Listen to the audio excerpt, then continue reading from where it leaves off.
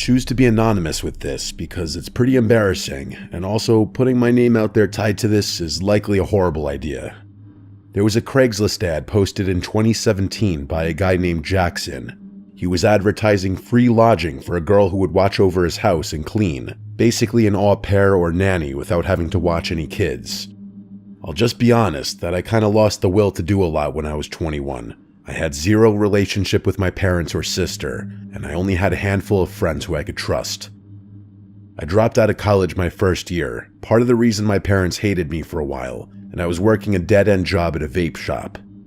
I like to just refer to this period as my attitude era, and when I saw Jackson's Craigslist ad, it really caught my attention. It had like 10 pictures of his house. It looked like a modest middle-class house, slightly old-fashioned honestly, but I was into that.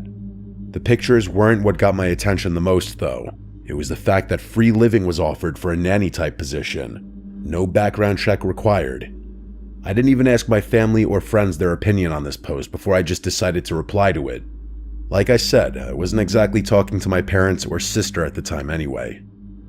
I texted the number on the ad, and this Jackson guy responded within a few minutes. I expressed interest in the listing and just asked some basic questions. He had an answer to everything that honestly made me feel more interested, but he asked pretty early on in the conversation what my gender was. When I said female, it almost seemed as though his responses got longer.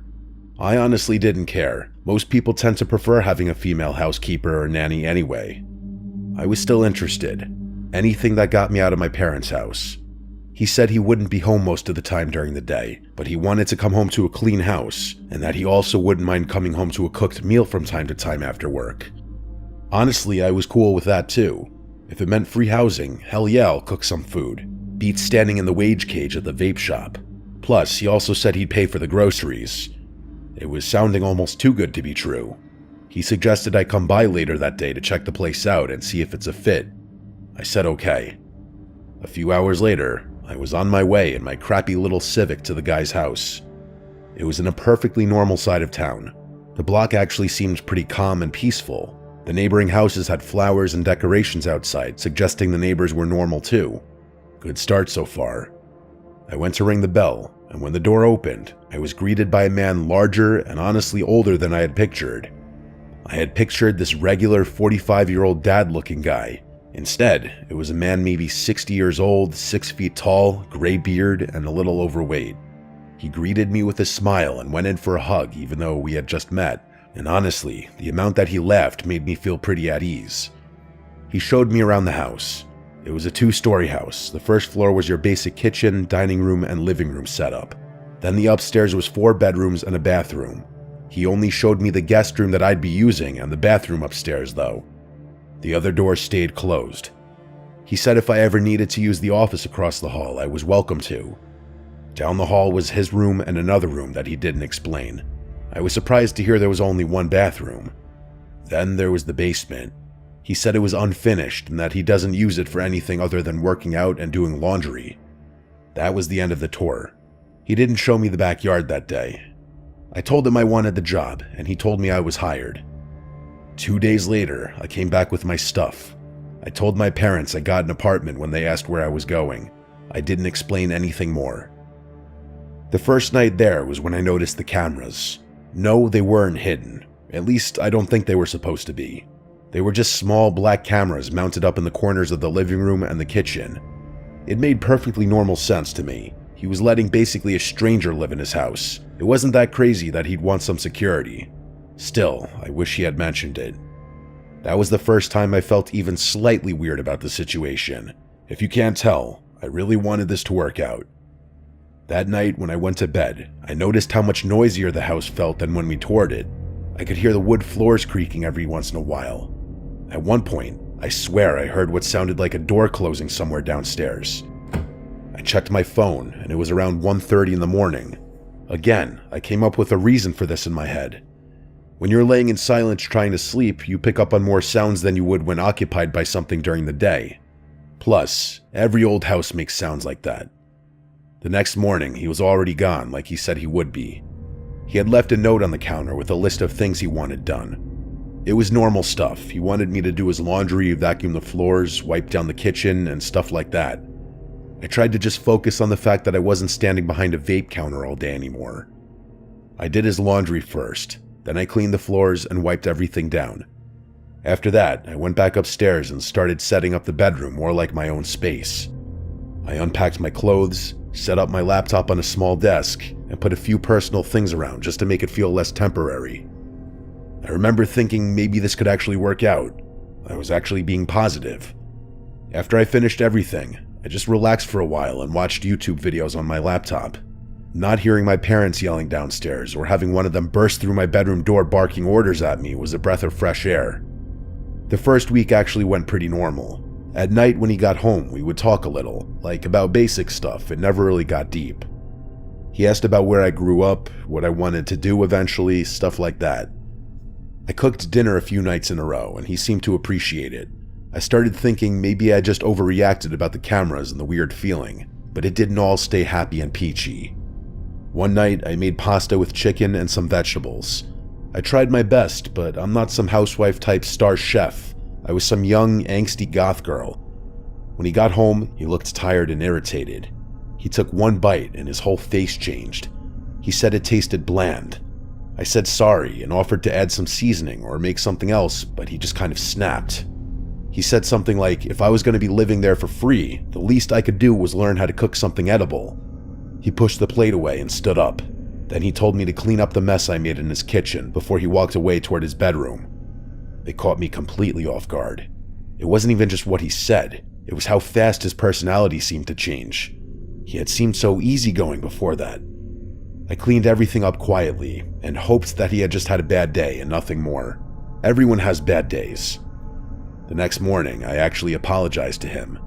I didn't even really think I did anything wrong, but I wanted to keep things smooth. I told him I was sorry about dinner and I'd try harder. He just laughed like it was nothing. Then he said something that made everything weird. He said maybe I could make it up to him by cleaning the house in my underwear that day. He said it with a smile like it was supposed to be funny. I remember just kind of freezing for a second because I didn't know how to respond. I told him I wasn't comfortable with that, to put it lightly. He just laughed again and said he was joking and told me to relax, and then he went to bed. I remember standing there after he left feeling really unsettled. It was the first time I really thought maybe there was something off about him beyond just being moody. That was the first time I texted one of my close friends about what was going on. I told her about the living situation and what he said. She immediately told me I was insane for staying there. She told me to leave as soon as possible. I didn't want to though. As weird as it was getting, I still felt like I had more control over my life there than I did living with my parents.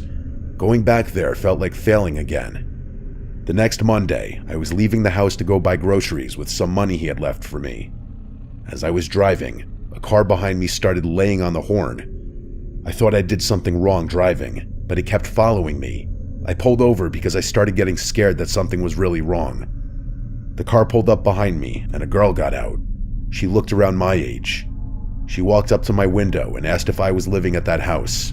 When I said yes, she immediately told me I needed to stay away from that man. Apparently, Jackson wasn't even his real name. She said she was the girl who had the same arrangement before me. She told me she eventually realized he had cameras watching her constantly. She said she started noticing he knew things he shouldn't know. She said when she tried to leave, he made it very difficult and kept asking questions about where she was going and when she was coming back. Then she told me one night she woke up and saw him leaving her bedroom. That part made me physically sick. Then she told me the worst part. She said he didn't even have a job. She said he lied about going to work every day, and she eventually realized he was still somewhere inside the house most days. I just sat there trying to process it. Every little weird thing suddenly started making sense. I asked her how I could leave without causing problems. She told me to act completely normal, to start slowly taking important things out so he wouldn't notice. She said when I leave, I should make it look like I was just running errands, and she told me not to confront him and not to let him know I knew anything. After she left, I just sat in my car for a few minutes trying to calm down before going back. When I walked back into the house, it felt completely different. I felt like I was being watched even more than before. That night, I checked the room carefully like she suggested. She was right. After a few minutes of looking around, I noticed something small on the top shelf of the closet. It was pushed away into the corner. When I moved a box, I saw a tiny black lens pointing outward through a small drilled hole. I just slowly put the box back like I didn't see it. Needless to say, I didn't sleep at all that night. I looked at the darkness of the room, wondering what I'd gotten myself into, and honestly, I'm glad I didn't fall asleep that night, because at some random crazy hour in the night, I heard my door creak open, and I flipped to my side and looked at the door. It was Jackson. He noticed me look at him, and he apologized for waking me and closed the door. What the actual was that weirdo planning on doing? I needed to get out of there. The next morning, I started my plan. Every day, I would bring one small bag of stuff to my car. Just normal things and nothing obvious. 3 days later, I left while he was at work, and I never came back. Though if what that girl told me were true, who knows where he actually was? Maybe in the house somewhere. He texted me later asking where I was. I told him I decided to move back home and thanked him for the opportunity. He kept texting, asking why, and saying I should at least come talk to him in person. I never responded again. About a week later, I noticed something that still bothers me. I got an email notification saying someone had tried to log into one of my old accounts. The login attempt was from the same town his house was in. I changed everything after that. I don't know what his real intentions were, and honestly, I don't want to know. Nothing technically happened to me, but I really believe if I stayed longer, something eventually would have. If you ever see deals like that offering free housing from strangers online, just remember, nothing like that is ever really free.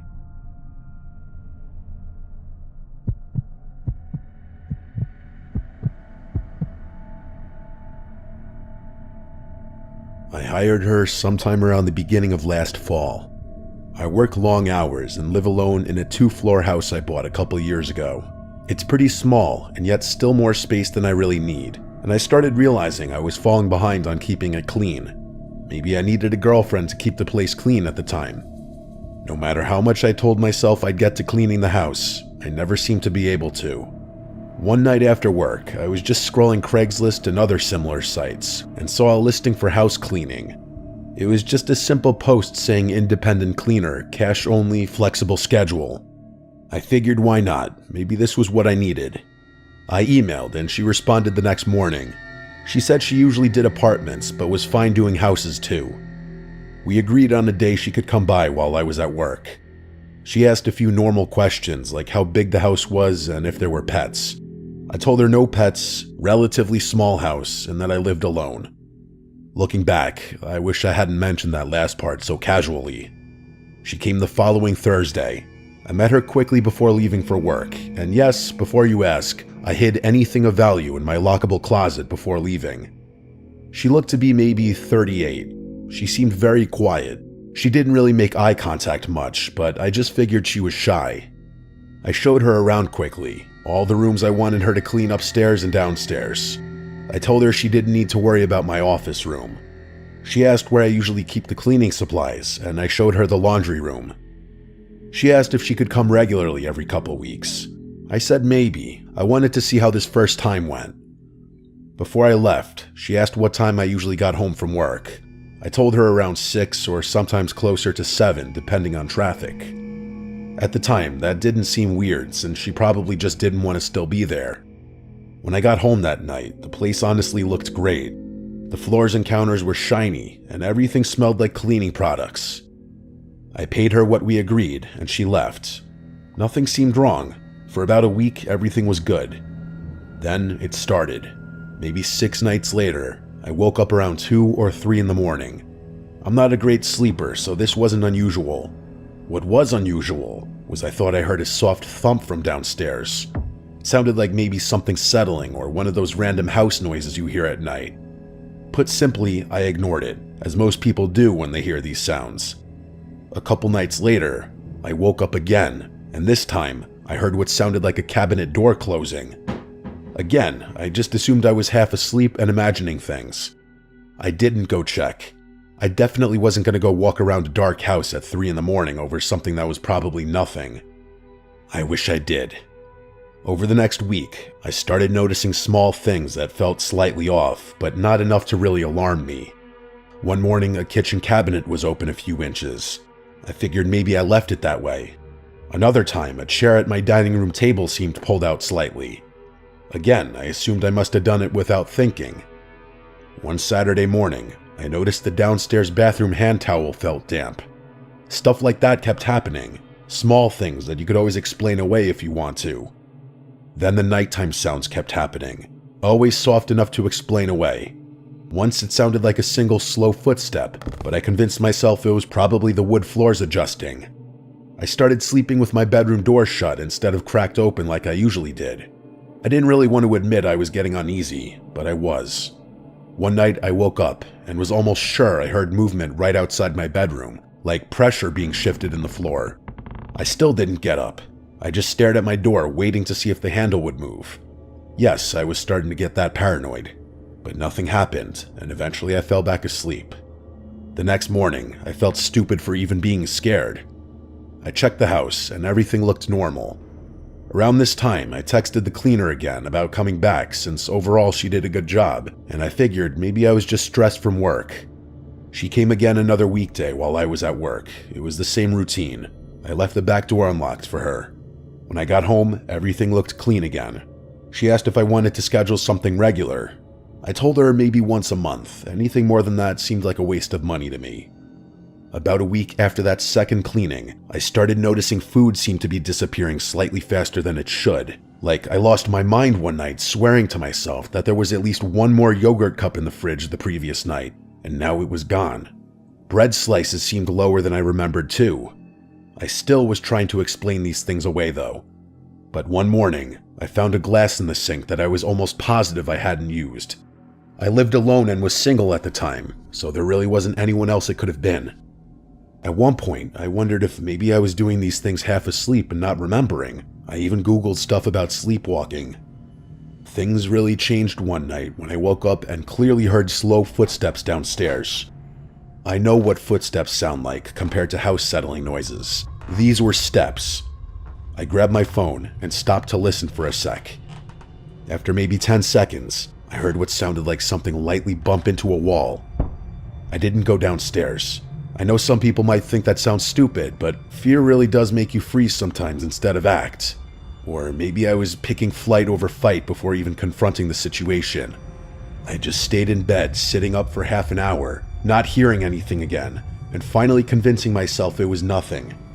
And looking back, I look at myself as a coward for that. Morning came, and that day I checked all the doors and windows. Everything was locked. I even checked my basement, even though I never heard anything from there. Clear. A few days later, I noticed something that really bothered me. In my kitchen junk drawer, where I keep random things like batteries and takeout menus, I also kept 2 spare house keys on a small ring. One of them was gone. I got goosebumps when I considered the obvious possibility, but I kept telling myself no, it's not possible. I searched the whole house, but I couldn't find it. The cleaner had been alone in the house twice for several hours each time. I started locking my bedroom door at night after that. About 4 nights later, I decided to test something. I left for work like normal, but after driving a few blocks, I circled back and parked on the next street over. I walked back quietly and went in through my back door. I stayed upstairs and just waited. Around 11 in the morning, I heard something. The sound of my front door unlocking. I heard very soft footsteps come inside. I moved to where I could see part of the downstairs through the stair railing. It looked like her, the cleaner. She just walked in like she lived here. She didn't even have cleaning supplies. She went into my kitchen, opened the fridge, took out a drink, and sat at my table. She sat there quietly for a few minutes. Then she walked slowly around my living room looking at things. She picked up a framed photo of me and my brother and just stared at it. Then she walked toward the stairs. I backed up as quietly as I could into my bedroom and shut the door without making any noise. I honestly didn't know what to do. I didn't want her to know I was home yet. After maybe a minute, I heard her walk halfway up the stairs and then stop. I could see her shadow under my door. She just stood there not moving, as if she knew I was at the door. It felt like at least a full minute. With my mind racing, I decided it was now or never to confront her. I flung the door open, and I was not expecting her to actually already be standing mere feet away from the door, already looking at it, and now looking at me. But I quickly realized, now that I had a closer look, it wasn't the same lady. It was another Hispanic lady, yes, but her build, hair, and face were all different. There was something so bone-chilling about her face. She had this blank, nearly angry, hateful look on her face. I didn't say anything, and neither did she. We just stood there for a few seconds, before she slowly turned and walked back down the stairs like nothing happened.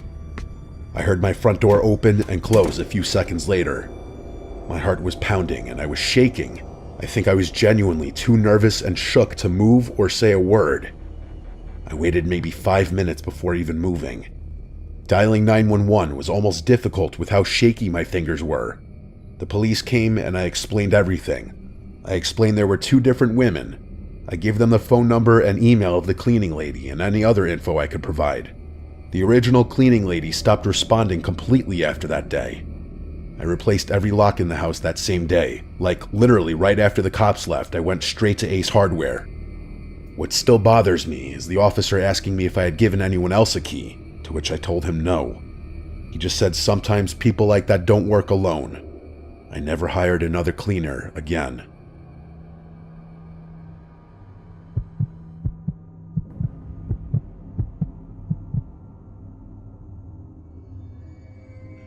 It's crazy to think that 2008 was almost 20 years ago, but here we are. For anybody who's too young to remember, the early 2000s were sort of like the Wild West for the internet in many ways. Back in 2008, I was in my early 20s, and honestly, I was a bit reckless. I was way too trusting, and I was the king of saying things like, "That could never happen to me."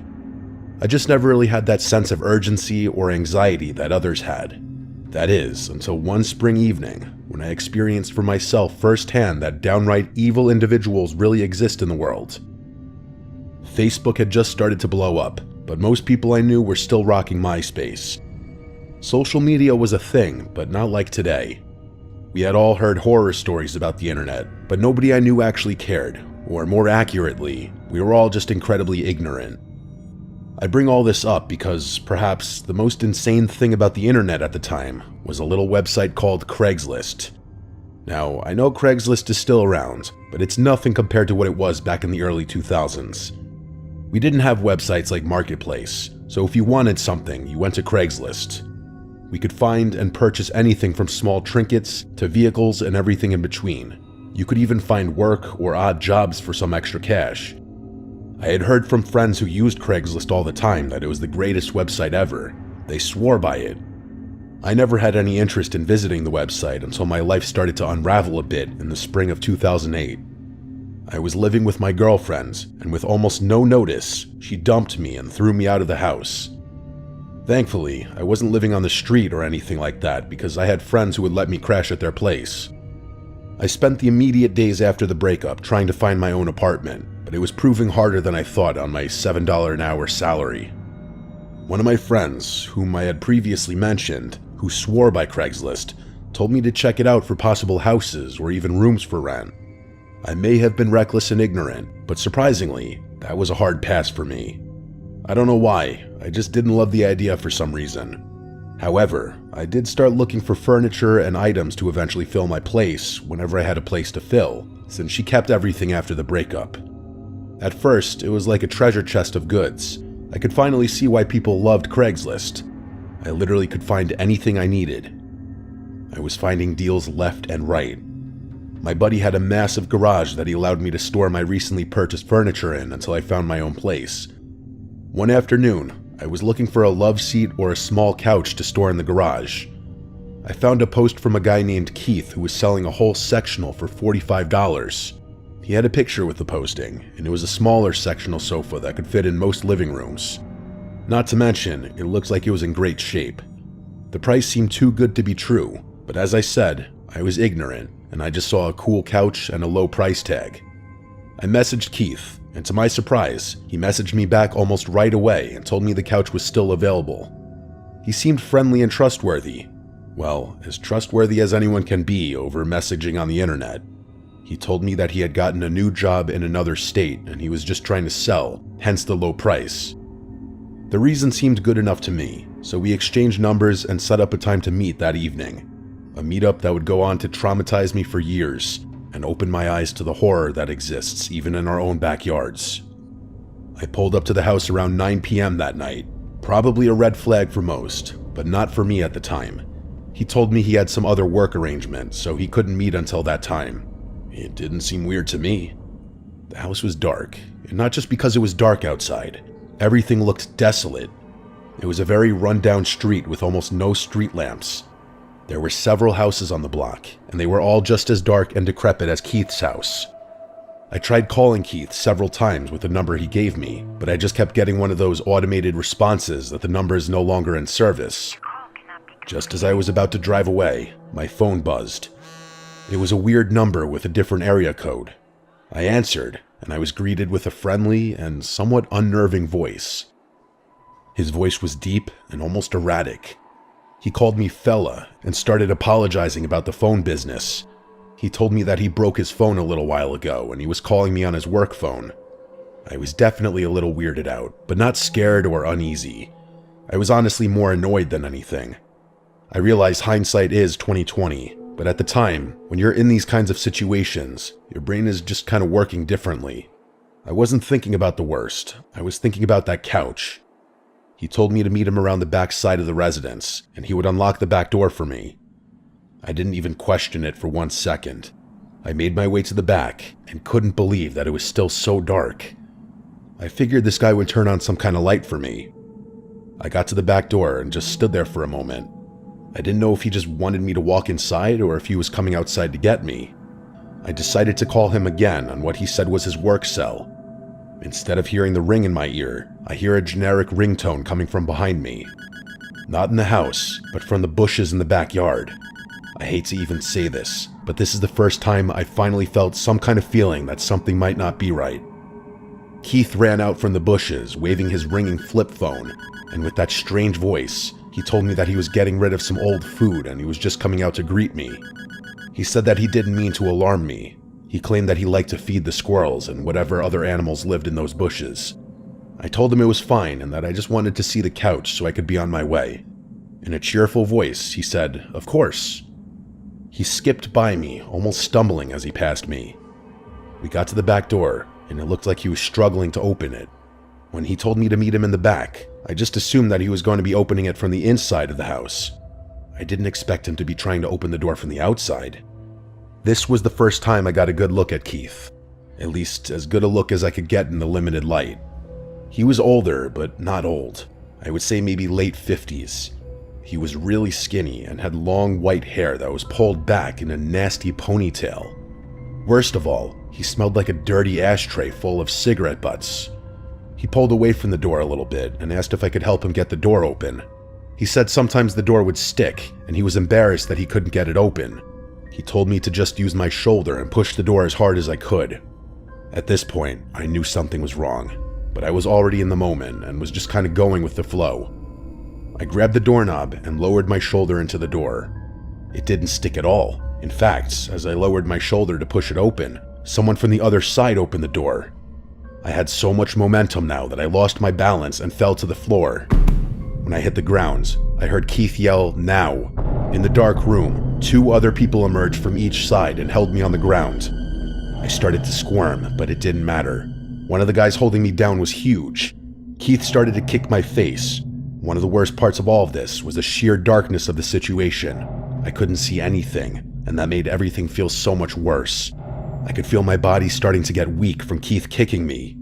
He told the other guy to grab the tape, and I heard the sound of tape ripping. I couldn't even imagine what they planned on doing. What happened next is probably the closest thing to a miracle that has ever happened to me. During the struggle of me falling and being held down, I accidentally dialed my friend, the friend that I had been living with since the breakup. The sounds of him yelling hello were coming through the phone loud and clear.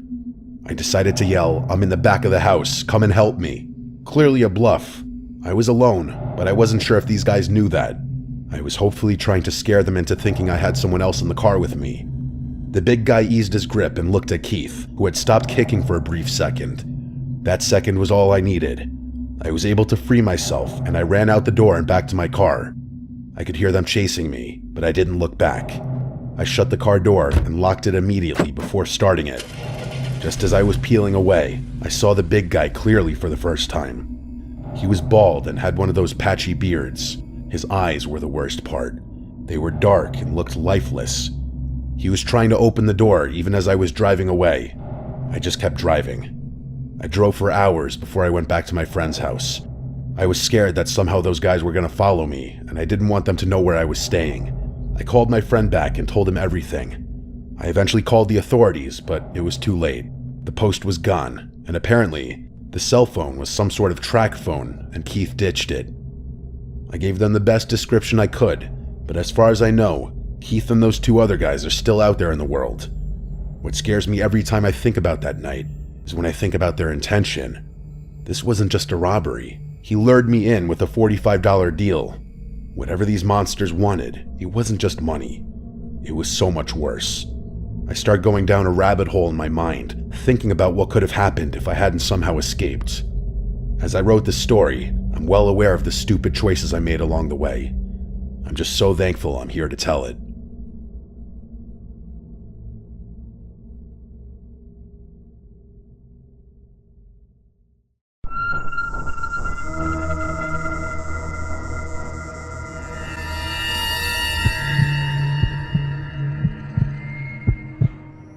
I used to travel a lot for work, and most of the time I stayed in cheap but decent hotels because I didn't care about anything except having a bed and a shower.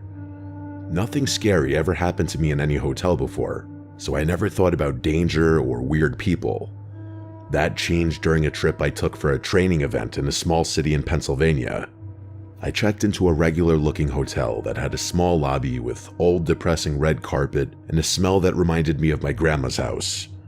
The woman at the front desk gave me a room key, and I went up to my room on the 3rd floor. The hallway was very quiet and felt a little empty in a strange way. My room was pretty normal with a small bed, a desk, and a bathroom. I threw my bag on the bed, turned on the TV, and tried to relax. I was tired from driving for hours, so after showering and watching TV for a bit, I tried to fall asleep. I woke up in the middle of the night because I heard something sliding on the floor. At first I thought it was the ice machine or some noise from the hallway. I was half asleep and did not want to get up, but then I heard the soft sliding sound again. And this time it was right by the door. I turned on the lamp and looked at the door. Something small and white was sticking out from underneath. I got up slowly and picked it up. It was a folded piece of paper. There was handwriting inside, very messy and uneven. It was only a few words, telling me that someone was watching me from somewhere inside the hotel. My heart started beating harder because I had no idea who could have written that. I didn't hear any footsteps after the note appeared, and the hallway had been dead silent.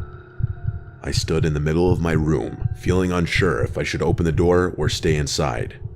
I decided to lock the chain lock and sit on the bed with my back against the wall.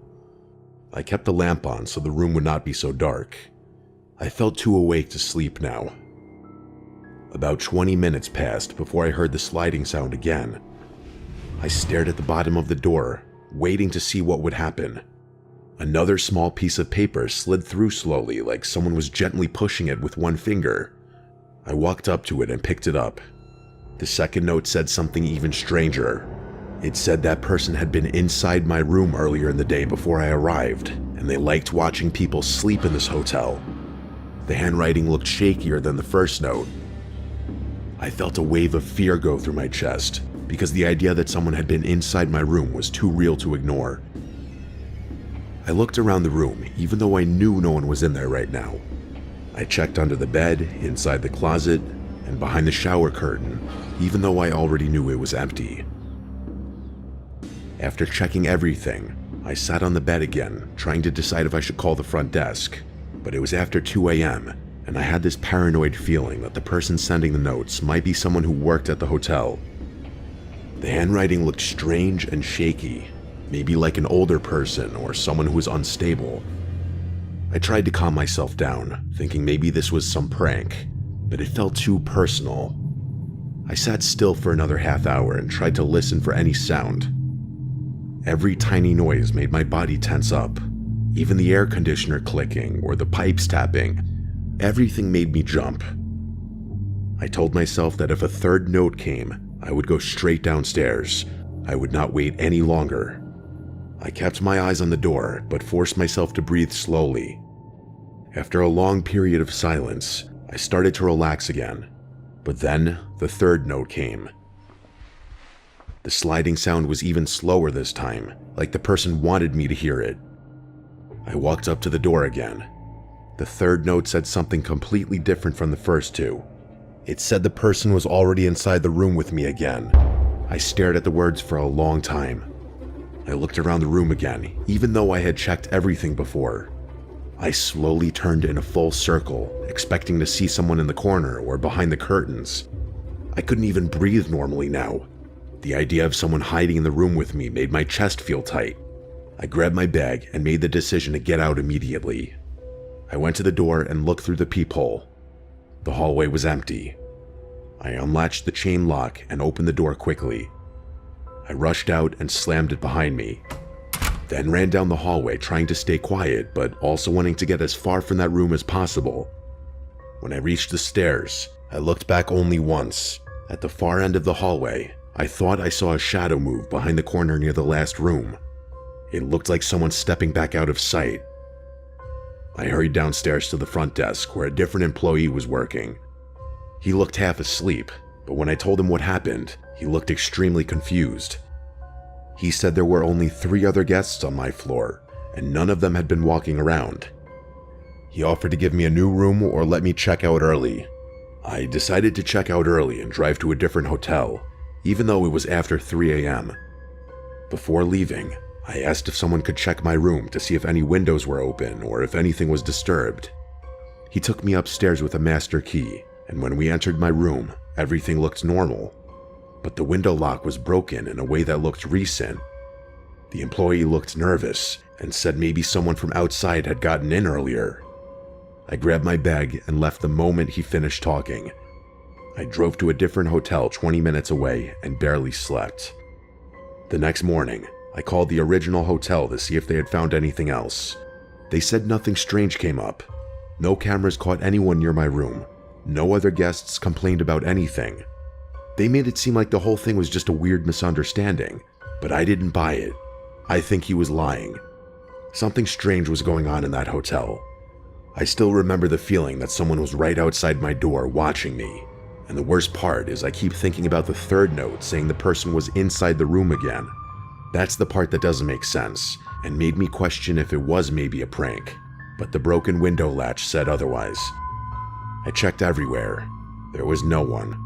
The window latch being broken makes me think that the person might have been coming and going before I ever realized anything was happening. I never went anywhere near that hotel again.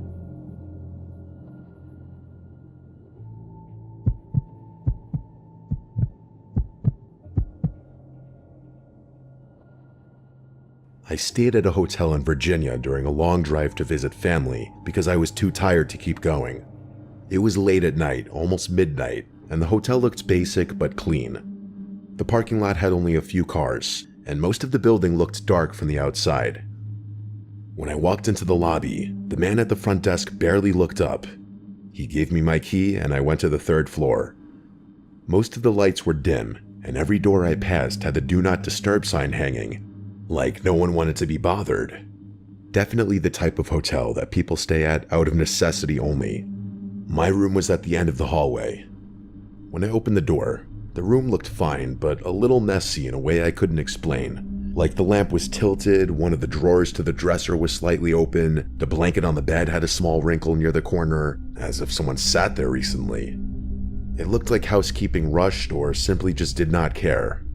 I dropped my bag on the chair, turned on the TV, and got ready for bed. I got into bed and tried to sleep, but I kept thinking about how messy the room was when I came in. The more I thought about it, the more weird it seemed.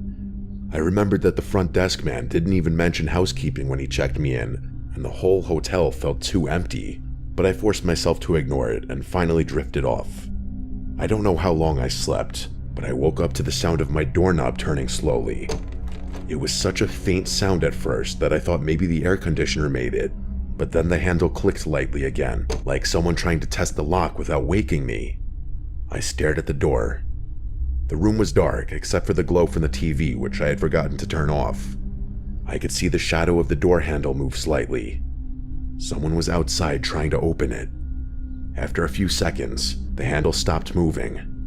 I stayed still, waiting for another noise. Then the sound came again, but it was different. It was a small metal scraping against the lock. It sounded like someone sliding a key into the keyhole. But that didn't make sense because no one should have a key to my room besides staff. The key turned, but the door never opened. I could see a thin sliver of hallway light in the gap. The door pushed gently once, then stopped. I waited for a voice or footsteps, but there was nothing. Then the door closed softly again, like the person walked away. I stayed awake for almost an hour, listening for footsteps or any sound in the hall. When nothing happened, I convinced myself it was maybe a staff member who mixed up room numbers, and when they realized, they left. I went to relock the door, then I fell asleep again from exhaustion. Fast forward to like 2:15 a.m., and I remember that specifically. I woke again to something that at first I wasn't sure what it was. All I know is I heard the slightest rustling sounds in the room, and I knew someone was in there with me. I was scared to sit up and look, but I did. And then the rustling stopped. I noticed even in the darkness of the room, the slightest sight of a shadowy figure, barely visible in the dark, hovering over my bag in the corner of the room. I said in a panicked, shaky voice, "Who is that?" And a deep man's voice responded, "It's housekeeping. Sorry, I'll leave now." I didn't even respond. I was so shook, but I saw the black mass move from my bag to the door, and then the door opened and closed. I immediately flicked on the light and rushed to the door to put on the chain lock. I went to my bag and saw that it had clearly been gone through. I had to gather myself for a few minutes before calling the front desk. I told them someone with a key just broke into my room and was going through my stuff. The front desk person said that no housekeeping staff was currently there. I packed all my stuff and rushed to the little lobby where I called the police and demanded they check the video surveillance footage. When police arrived, that's when the desk worker agreed to show the surveillance footage, and it showed a large, scary-looking man repeatedly walking down the halls all sketchy-like, going to my door multiple times, and then finally entering my room with a key. The man at the front desk said that the man didn't work there, and he must have somehow stolen a master key from the hotel. I got my money back and immediately fled from that hotel, driving another half hour and eventually sleeping in my car. This experience somewhat permanently tainted my opinion of hotels, unfortunately. I wonder if I could have pressed charges on the hotel for negligence or endangering a guest, or anything like that really, but I never bothered. I just try to block it out now.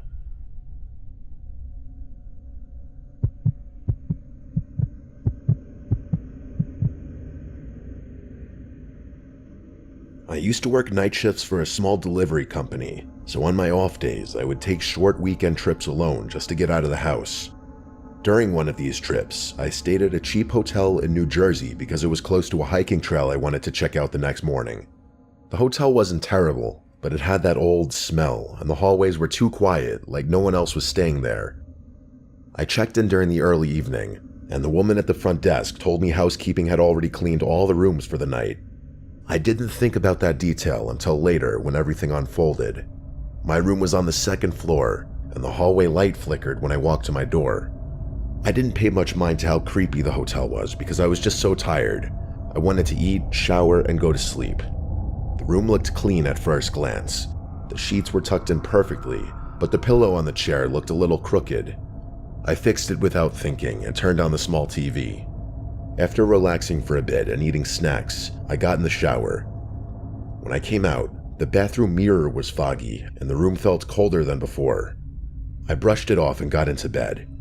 The room had a dark corner near the small closet, and I kept noticing it out of the corner of my eye. It made me feel like someone was standing there, even though I knew it was empty. I fell asleep eventually, but I woke up sometime after midnight because I heard a strange, soft noise. It sounded like something sliding on the carpet in the corner of the room. I opened my eyes slowly and listened. The room was dim because the curtains were thin and some light from the parking lot came through. I thought maybe I was imagining things because I was still half asleep. Then I heard a quiet breathing sound, not mine, and it was coming from near the closet. I stayed completely still because I got scared instantly. The breathing was slow, like someone trying to stay quiet but struggling. I told myself it had to be the air conditioner, but the unit was on the other side of the room, and it made a totally different sound. I didn't want to sit up because I was afraid of what I might see, but eventually I forced myself to. I slowly pushed myself up on my elbows and looked toward the closet. I couldn't see anything at first, it was just a dark corner. But then I noticed something that made my stomach twist. The closet door, which I knew I had left completely open after checking it earlier, was now slightly closed. Not fully, but enough that it looked touched. I stared at the gap and tried to listen. The breathing stopped the second I sat up, and that made me even more scared because it meant something or someone realized I was awake. I wanted to run out of the room, but I was frozen in place. After a minute of silence, I got up very slowly and walked backward toward the door while keeping my eyes on the closet.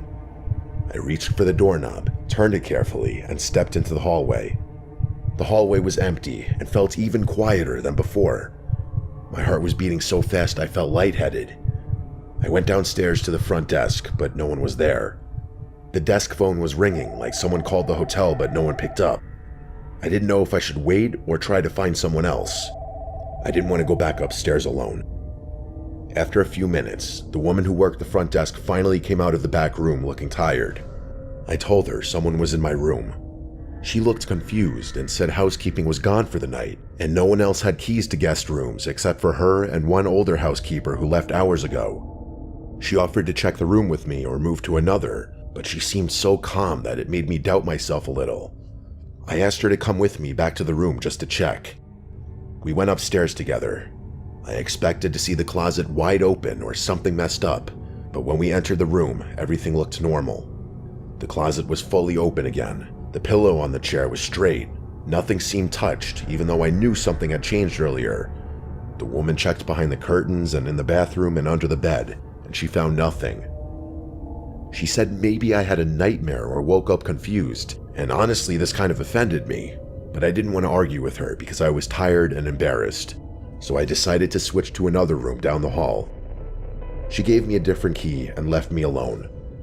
I moved my stuff to the new room quickly and locked the door. I checked every corner twice before lying down again. I tried to sleep, but the fear kept my eyes open. It was only around 1 a.m. and the night felt never-ending. I kept listening for anything strange. After about an hour, I finally started drifting off when I heard something that made my entire body turn cold. It was the sound of a housekeeping cart rolling down the hallway very slowly. The squeaky wheels echoed down the hall. The problem was that it was way past housekeeping hours, and the woman at the front desk said no one else was working. I sat up in bed and listened. The cart's wheels stopped right outside my new door. I didn't move. I held my breath for a bit so I could listen. Then I heard something worse. I heard someone else breathing right outside the door, and it sounded exactly like the heavy, slow breathing I heard from inside the first room. It went on for almost a full minute. I wanted to run or call someone, but my phone was across the room on the desk and I was too scared to move. Then I heard a gentle knocking sound. Not with knuckles, but like someone pressing their palm against the door softly. They were feeling the door, not knocking. Eventually the breathing stopped and the wheels squeaked again as the cart was pushed slowly down the hallway. I got up after a few minutes and looked through the peephole, but the hallway was empty. The cart was gone too. I checked my phone and thought about calling the front desk again, but I felt like they would think I was crazy. I locked the chain on the door, pushed the chair against it, and sat awake for hours. I kept thinking about the first room and the breathing. I tried to convince myself it was just someone on my floor messing around. Early in the morning around sunrise, I finally left the room and went downstairs to check out.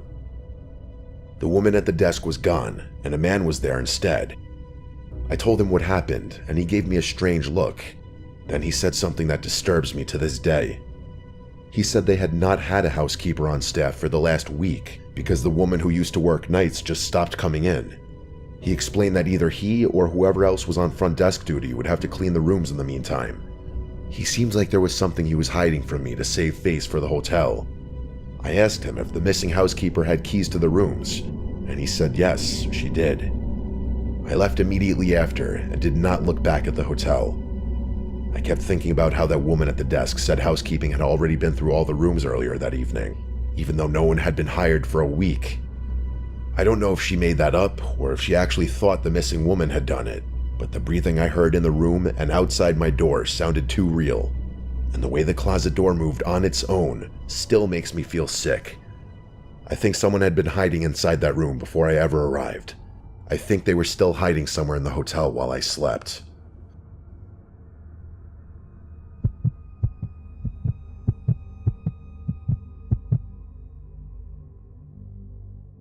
I work as a house person at a hotel. It's a mix of maintenance and housekeeping. My job is to mostly help the front desk, which mainly involves me fixing guests' appliances and bringing them supplies. Another one of my jobs is to keep our pool clean and stashed with towels, which is relevant to the story I'm about to share. This took place in summer of 2023. My boss hired a new front desk worker, which for privacy reasons, I'll call her Brianna. She was working the night shifts, so I had a schedule change to help her on nights. It was a Wednesday night, so for our hotel, means it was a dead night, basically no check-ins. Me and Brianna mostly just chatted for the night while we did our stuff, which led to me going to our pool. For a guest here, if you wanted to go swimming, you had to fill out a form which basically gives you all the rules, and you'll be handed a pool key. Our managers gave us employees master keys that can get you into basically anything in the hotel. I clicked the key onto the lock and the pool door unlocked, allowing me to head in. The pool has a storage room which we stash towels and also other stuff like chlorine and whatnot. I opened the storage room and grabbed towels, since I saw there was little to none on the rack. As I was bending down to grab one more towel, I heard something hit the water. I actually jumped because it startled the hell out of me, and it caused me to drop the towels. I rushed out back to the pool area and saw one of our lifesavers floating on top of the water. It was so bizarre because there was no way this lifesaver could have been in the water without having been tossed into the pool. I looked around the pool to see if someone had entered, but there was no one in here except for me. I pulled in the lifesaver out of the pool and quickly got back to putting towels out and left. I was weirded out for sure. I asked Brianna, who was at the front desk, if anyone went to the pool, and of course she said no. I didn't want to bring up the weird incident that happened since she was new and I wanted to give her a good impression of not sounding delusional. The night went on and nothing happened until around 9:30 p.m. I grabbed a maintenance slip and read what the problem was. Room 324's toilet wasn't working. I trotted my way up to room 324 and let myself in with the key. When you open the door, immediately to the right is the bathroom. If you walk straight past the bathroom, you'll find 2 beds on the right side of the room. I headed right towards the toilet and lifted the lid up to fix it. There was no one in the room since Brianna told me the guest wasn't arriving until Friday. While I was adjusting the valves and flapper inside of the toilet to see what wasn't working, I felt the temperature all of a sudden drop. I stopped what I was doing and stood there, feeling the hairs on my arms slowly raising up. What the hell? I said in my head as I looked at all the vents that could possibly be letting cold air in. Then I realized there could be no cold air. It was a summer night, a warm summer night to be specific. So what the hell could make the temperature just drop?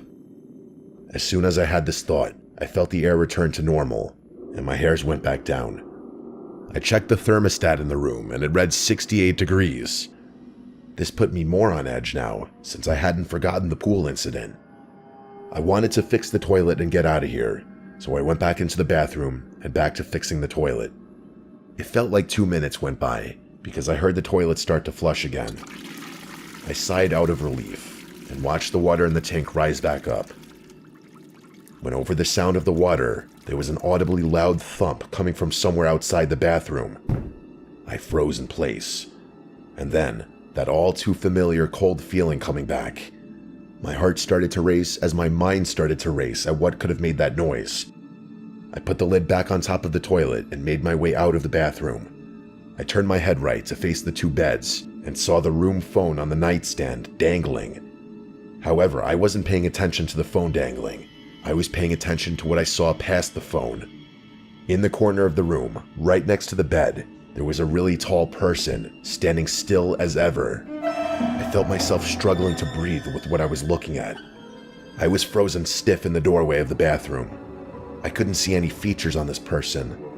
It was just this completely black figure in the dim room, like a character outline when you unlock them in a fighting game. It stood so still I couldn't hear any noise emit from it.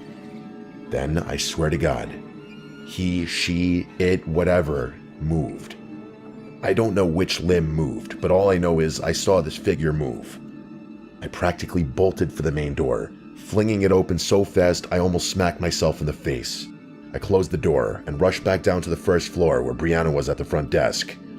I told her that I was punching out, and we said our farewells for the night.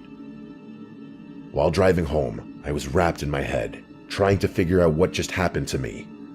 I connected the pool incident to the room incident. I had no idea what that thing was in my room. And yes, I say thing now because I realized that couldn't be any human I know, and how I couldn't read a single feature of it. It was enough for me to get out of there. I like to think my mind was just playing tricks on me, but I have no way of knowing for sure. Nothing weird like this has happened to me since, which I'm thankful for, because that was the scariest night of my life.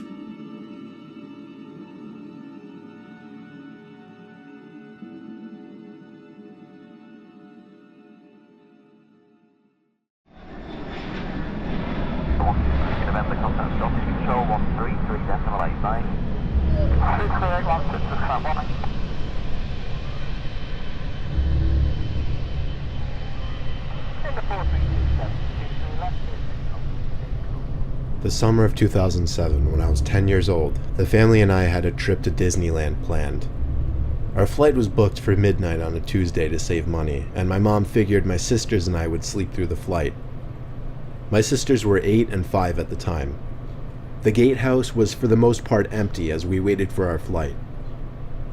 My mom went to go to the bathroom with my youngest sister, and a minute later my dad told me to wait there and watch my other sister while he went to get a last-minute bite to eat at the cafe, as a middle-aged woman came and sat next to us. She put her hand on my back as she acted all excited to see us and asked where our parents were. I told her they would be right back. Then a middle-aged man came over as well and started acting just as bubbly and affectionate towards us as if he knew us. The man then proclaimed that he just ran into my dad at the cafe and finally introduced himself and the woman as our dad's cousins. My sister and I looked at each other and we both said hello really shyly. The man reached out his hand for my sister to grab, while the woman reached out her hand for me to grab. They told us to follow them because they wanted us to meet their kids. My sister and I naively got up, took their hands, and followed them. The two started leading us out of the gatehouse, past the cafe, down the stairs, and towards the lobby of the airport. When I realized they were leading us to the entrance of the airport, towards the parking lot, I finally asked, "Where are we going?" The woman looked at me through her thick-framed glasses, and with her cheeky smile, said their kids were outside by the car. As we walked outside into the dark parking lot, I looked at my sister and became really uncomfortable. I broke my hand free from the woman and said we wanted to go back inside, while also taking my sister's hand from the man's. I noticed the two looked at each other, their cheeky smiles both gone. The man turned quickly to us and then aggressively wrapped his arms around me as the woman did the same to my sister. They started to literally carry us closer to the parking lot as me and my sister screamed. We heard yelling in the distance from two men who turned out to be airport security. The crazed pair let us go and ran quicker than I'd ever seen anyone run, quickly disappearing into the parking lot. One of the men chased them down, or at least tried to, while the other talked with us for a bit, then led us back into the airport, back to our parents and other sister. It had only been a few minutes and my mom was already sobbing like a baby. Being that I was so young makes this a really weird and uncomfortable memory to think about. It's also weird to think that I didn't see any red flags go off when the two didn't give us their names.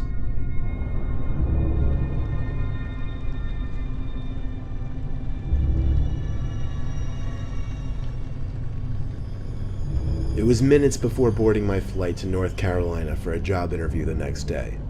It was on a stormy February night. Everyone was bundled up and keeping to themselves. I was sitting in the terminal room waiting for my flight to be called. It wasn't going to be a very busy flight because there weren't many people in the waiting area.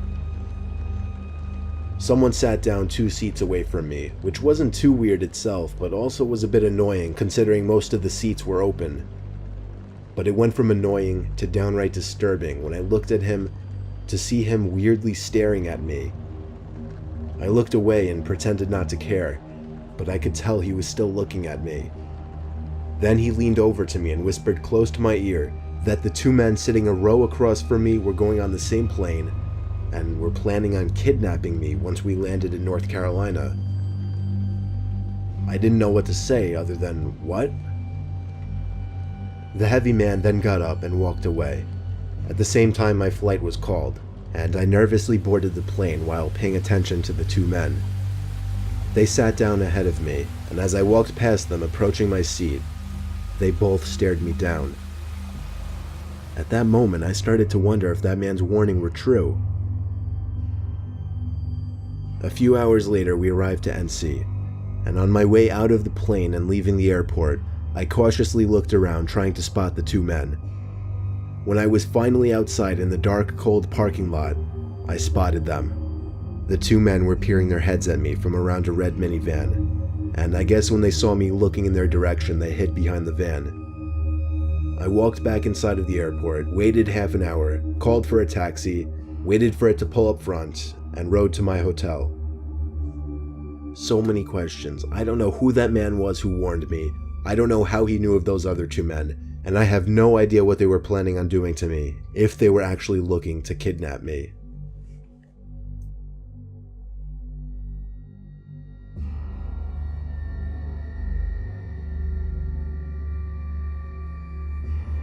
So this happened a few months ago. I'm 26. I was at JFK Airport in New York with 5 friends. All of us were about to fly down to Florida to spend the week in a beach house. We had a few more minutes to kill in the airport before we would board our flight, and I really had to go to the bathroom all of a sudden. I was baffled to see a line out the door for the bathroom. I noticed a janitor walking by, so I asked her if there was another bathroom nearby that wouldn't be so crowded.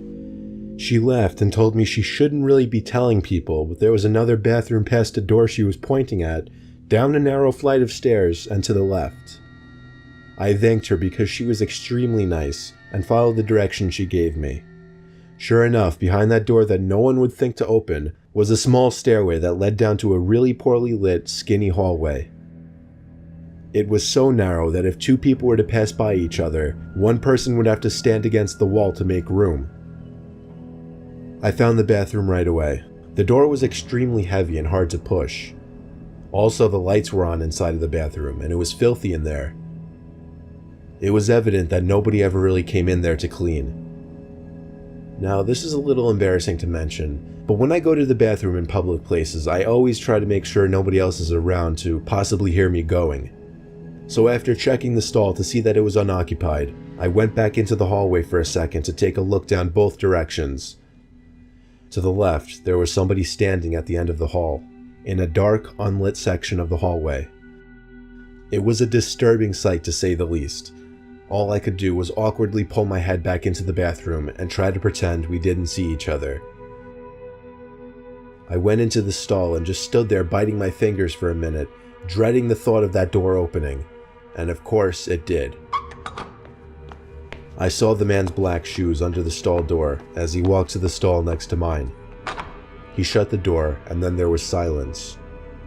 No sound of the man unzipping his fly or sitting down, nothing. I realized I didn't really have to go anymore, and went to unlock the stall door. That's when I looked up and saw the man's head peering over the stall, looking at me.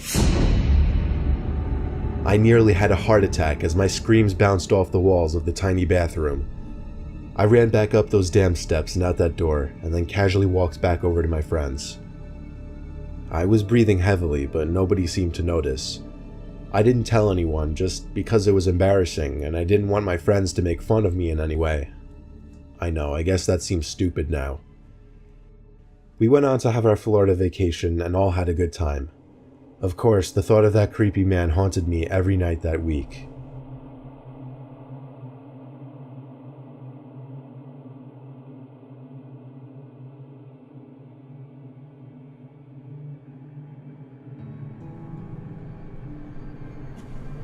My wife recently took a trip to California with a few of her girlfriends.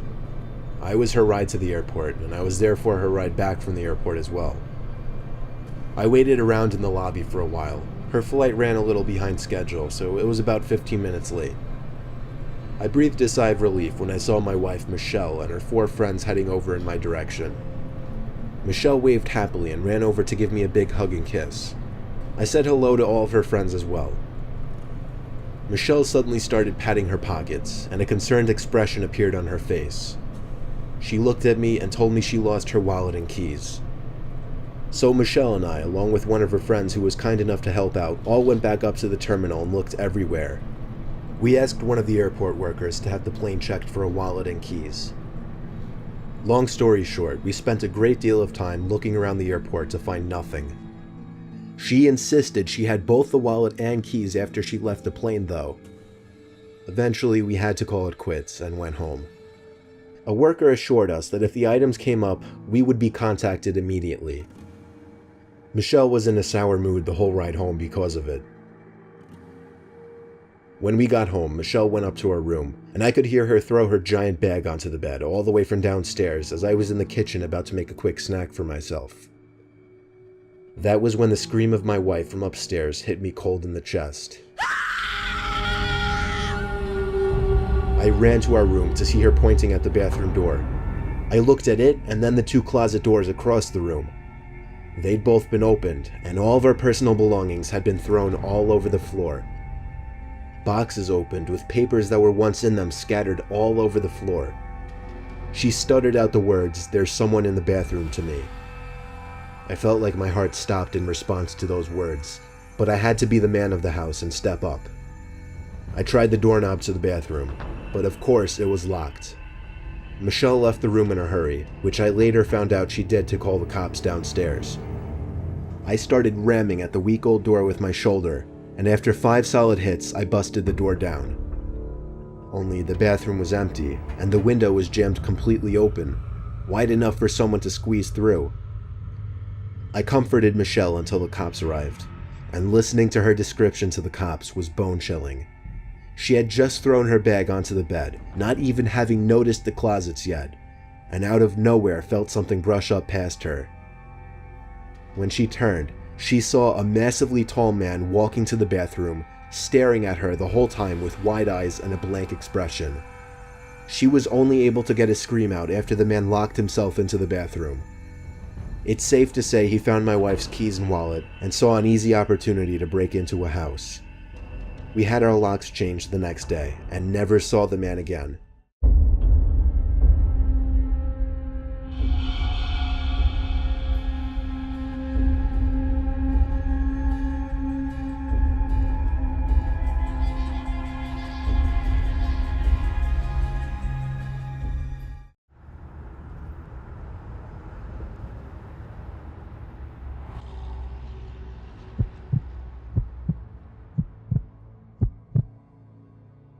It was about 4 in the morning one Saturday, and I was driving to work down the interstate. I was in the middle lane moving pretty quickly because I was already running a bit late to work that morning. So when I noticed a car in my left mirror catching me pretty quickly, I was almost alarmed. I had to already be going like 75 to 80, so he had to be going anywhere from 90 to 100. The car quickly caught up to me. It was a gray Honda Accord coupe. I took a look into the car, curious to see who was behind the wheel. Even though it was still dark out, I could see the driver looking back at me as he passed. Then I noticed someone in the back seat too. It was a young woman who appeared to be banging on the back window. Initially I didn't understand. I assumed it was a girl messing with me or whatever. It's usually not a person's first instinct to assume something sinister is going on, but when I saw the driver apparently push her down under the window and the car swerve at the same time, then I knew something was wrong. That woman was trying to get someone's attention and call for help. I started to speed up a little bit and got behind them so I could keep up. I could see the driver continuously reach into the back of the car with a swinging motion. He looked to be hitting her. I could see her arms flailing in the back of the car.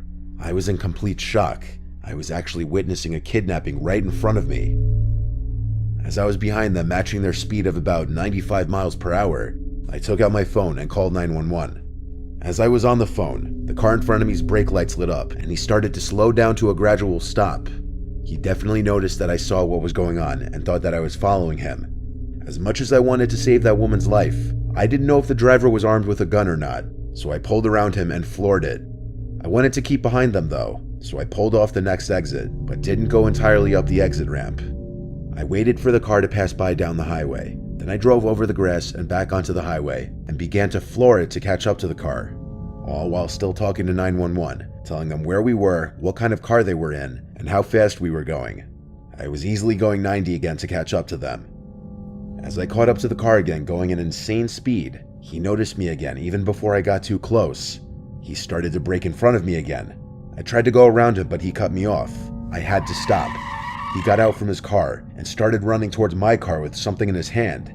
And in a panic, I threw the car in reverse until he stopped chasing me. Then I put it back in drive before he could get back in his car, and I drove quickly past him. The 911 operator told me there was a state trooper not far ahead from our location, and to just keep driving until I passed him. The man in the car behind me continued to follow me, both of us still going at an insane 90 miles per hour plus. I felt the weight of 1,000,000 pounds released off my shoulders when the flashing blue and red lights appeared in my rearview mirror behind the car chasing me. With me in front of him and the cop behind him, he didn't have much maneuverability, and he quickly pulled over onto the grass. I pulled over in front of him, but with at least 2 cars worth of space between us, because I still didn't know how this was about to go down. Luckily, the cop with his gun drawn got the guy out of the car with his hands up. By then, I got out and watched the whole thing. He was on the ground in cuffs now, laying on his stomach. Another police car showed up, and another cop entered the scene. The woman in the back of the car was let out. She was badly beaten, in tears, and extremely ecstatic to be saved, as she kept praising me for saving her life. The driver of the car was her ex-boyfriend, who had come to her house, and when she refused to talk to him, he attacked her, grabbed her, and threw her in the back of his car, which had the child locks on. It's scary to think where he might have been taking her, or what he was planning to do to her, if I or anybody else didn't witness her screaming for help in the back of the car.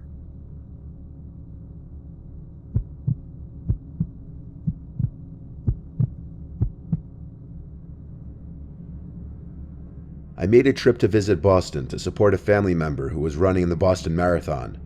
I was driving from Chicago to Massachusetts and had to take Route 20, possibly the longest highway in the United States. I don't much like flying, so I decided to start driving around 3 p.m. after work. My GPS was telling me it would be a 15-hour drive, so knowing how I drove, it would probably be 14 hours. My ETA was telling me 6 a.m. I was expecting 5 a.m. if I didn't stop.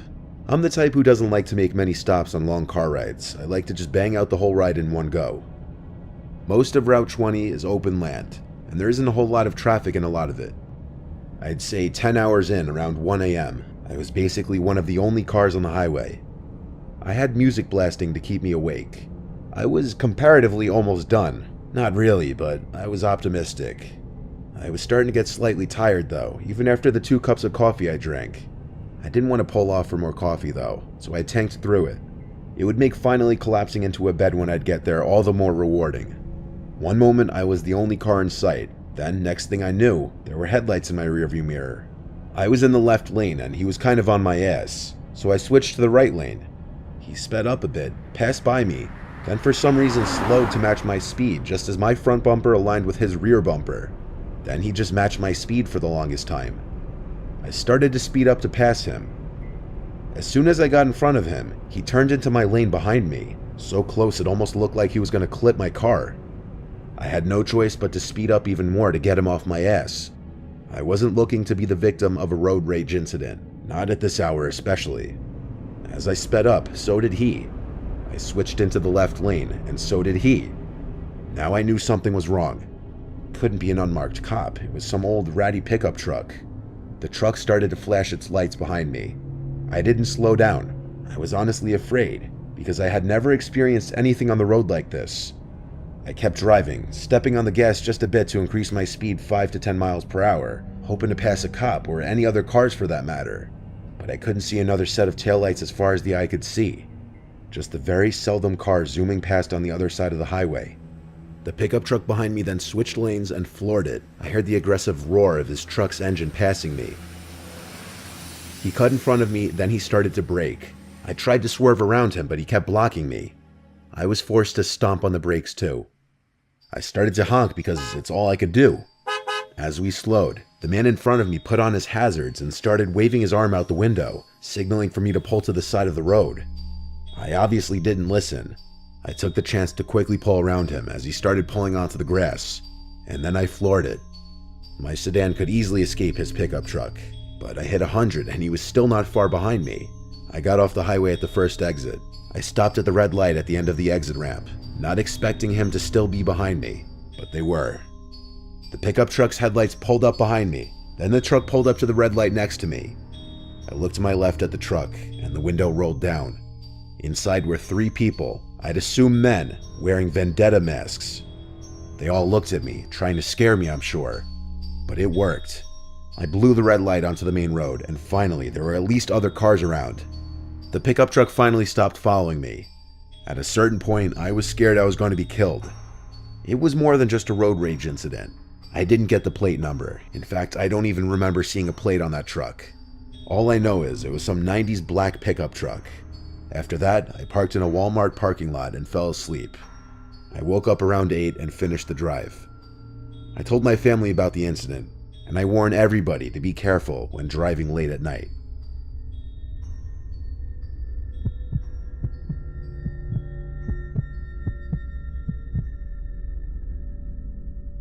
It was a Tuesday night in March. I was driving back from a friend's house in the city, a trek that would take me about an hour in decent weather, but a deep fog had set in on the long, lonely highway. After midnight, this particular stretch of road was often abandoned, save for the odd semi, their plates showing unfamiliar lettering and colors from places I'd never been to. It was 1 a.m.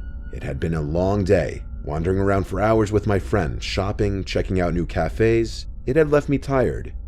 My eyelids were heavy, and the impenetrable fog made the highway an unending, drifting mass of hypnotizing gray. I drove cautiously, at times slowing my speed to a steady crawl and flashing my hazard lights to let anyone behind me know I was there. Suddenly, a vehicle appeared, its wheels half on the highway and half on the shoulder. I slammed on my brakes and pulled over behind it, narrowly passing by the bumper. My heart was beating heavily after the near miss, so I put my car into park to catch my breath behind the black sedan. I watched as the car began slowly rolling forward off the road, so it was fully parked on the shoulder. The car sat for a moment, then the driver's side window rolled down. An arm appeared and did a waving motion to pull over.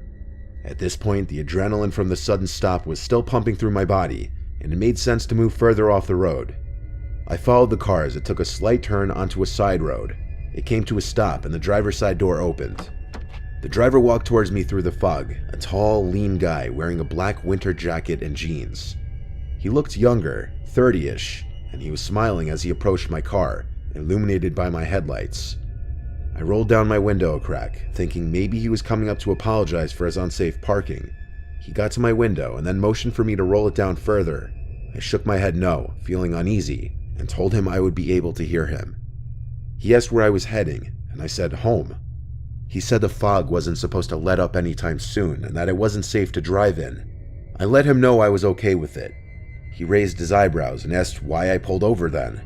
I didn't want to start anything with this man, so I lied and said I had gotten a phone call and needed to pull over to answer it. He smirked, and it felt like he could tell I was lying. He said he lived with his wife and son just down the road, about 5 minutes, if I wanted to wait it out. I shook my head again, but he wasn't taking no for an answer. He tried to scare me, saying how it's 10 times more likely for me to die in a car crash when it's foggy, and that I looked tired and I should really think of my family before getting back on the road. I held my ground. He was getting angry. He began looking back at his car, and I saw someone move in the passenger seat I hadn't seen before. Suddenly the man was grabbing at my door handle, trying to open it. Thankfully it was locked. The passenger door to the car opened and another man came running towards me with a baseball bat. I put my car in reverse, and the driver yelled something at him as I hit the gas. He took a swing at my car but missed. Luckily, I hadn't pulled too far off the highway, but it was hard to tell where this road ended and the highway began as I backed up in the heavy fog. I turned my wheels and put my car into drive, praying there was no traffic coming up behind me. I floored it as I haphazardly merged onto the highway, not looking back. I often wonder when I'm driving that stretch of road if they tried to stop anyone else that night, and what would have happened to me had I rolled my window down further.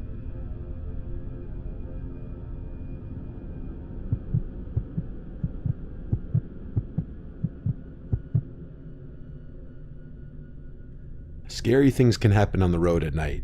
Nighttime is when the creeps and weirdos come out, so you have to be extra careful. This was in 2020, right around when COVID started. I would often work overnight shifts at a hospital. My hours would be all over the place. I would always take the same route home, a parkway that I take 10 miles north to my town. It's never a busy parkway, even during the daytime, so at night, I'm almost always completely alone on the road, and COVID just made it even more of a ghost town. I never even see any state police at night either. Usually this is convenient for me as I get home quicker without any slow drivers around me. It was one night I was driving home in the middle of the night, or rather early hours of the morning. I see a red flashing SOS light stand perched up on the side of the road. As it's shown, it would light up the taillights of the car parked on the side of the road. Clearly someone was in need of assistance, and I was, I guess, in a good mood that night, so I pulled over in front of the car. As I passed the car, I saw a man waving his arms in the air. I put my hazards on and stepped out of my car to approach the man. Based on his skin tone and slight accent, he was a Hispanic man. Due to the COVID mask he was wearing, though, I couldn't gauge how old he was, but if I had to guess, I'd say late 20s, early 30s. I asked him what the problem was. He said his battery died after he stayed pulled over for too long. I asked him if he had jumper cables, because I did not. He said no. I didn't really know how else I could be of assistance other than offering him a ride, but then he asked if he could borrow my cell phone. He said his phone died too. I wasn't eager to hand this stranger on the side of the road my phone, but I did. I unlocked it for him and opened the phone app. He proceeded to call someone, then slowly walked away as he started to talk into the phone. His car door was open though, so I kind of decided to just take it upon myself to sit in the front seat and try turning the car on myself. And sure enough, the keys were in the ignition still. I turned the key one click to the right, and to my surprise, the battery turned on. I tried turning the hazards on, they worked. I turned the radio on, and it worked. So I then turned the key once more to the right to start the car now, and it started on the first try. I didn't have enough time to think about how I might have just walked into a trap, because as soon as the car turned on, I felt two arms wrap around my throat trying to choke me. I heard a voice yelling from outside, "Hey, hey," over and over. It was the guy with my phone. I broke out of the person in the back seat's grip pretty easily. I looked at him, and it was a young teenage kid in the back seat. The man with my phone was running back towards his car, screaming at me. I picked flight over fight and ran back to my car and got out of there as soon as the car was on. And I swear to God, I heard a loud pop from outside that I found out moments later was a gunshot. My rear windshield had a hole in it, along with multiple cracks surrounding the hole. I couldn't call police until I got home since that guy still had my phone. I got home and told my parents, then went ahead and called 911 using the house phone. I explained to the police that I was led into a trap, that someone was hiding in the back seat, and that the man who shot at my car still had my phone, which was still unlocked with all my personal information on it. The police recommended I call AT&T immediately and asked them to track the last call that was made within the hour, but AT&T customer service didn't open until 7 a.m., so I had to wait. With the cops still there though, I used Find My iPhone on my dad's phone to lock my phone, which I hoped was before they could have found our home address on there. Come 7 a.m., I called AT&T to ask if they could track the last call made, but there were no calls logged since my phone call with my mom earlier the previous day at work. That meant the man never actually made a phone call to anyone, and I found out some more horrible news. All the Bitcoin I was holding in my Coinbase account was gone, many thousands of dollars worth of it, sent to some random Bitcoin wallet address, completely untrackable. The phone's location stopped updating once the thief either disposed of or turned off the phone. I never got it back. A week after this incident, I woke up to my mom's concerned voice. My dad knocked on my door and told me to come downstairs and outside. I was scared, but I followed him. He said he and my mom heard someone in our backyard, but when we checked, we didn't see anyone there. My mom wanted to call the cops, but my dad said we'd hold off until we heard another noise, which we never did. I don't know if what they heard was a person, but if it was, I really hope it wasn't that man who had my phone. My address was saved everywhere on that phone. Regardless, it's been 2 years now, so it's obviously over. Still, I will never stop to help somebody on a highway at night ever again.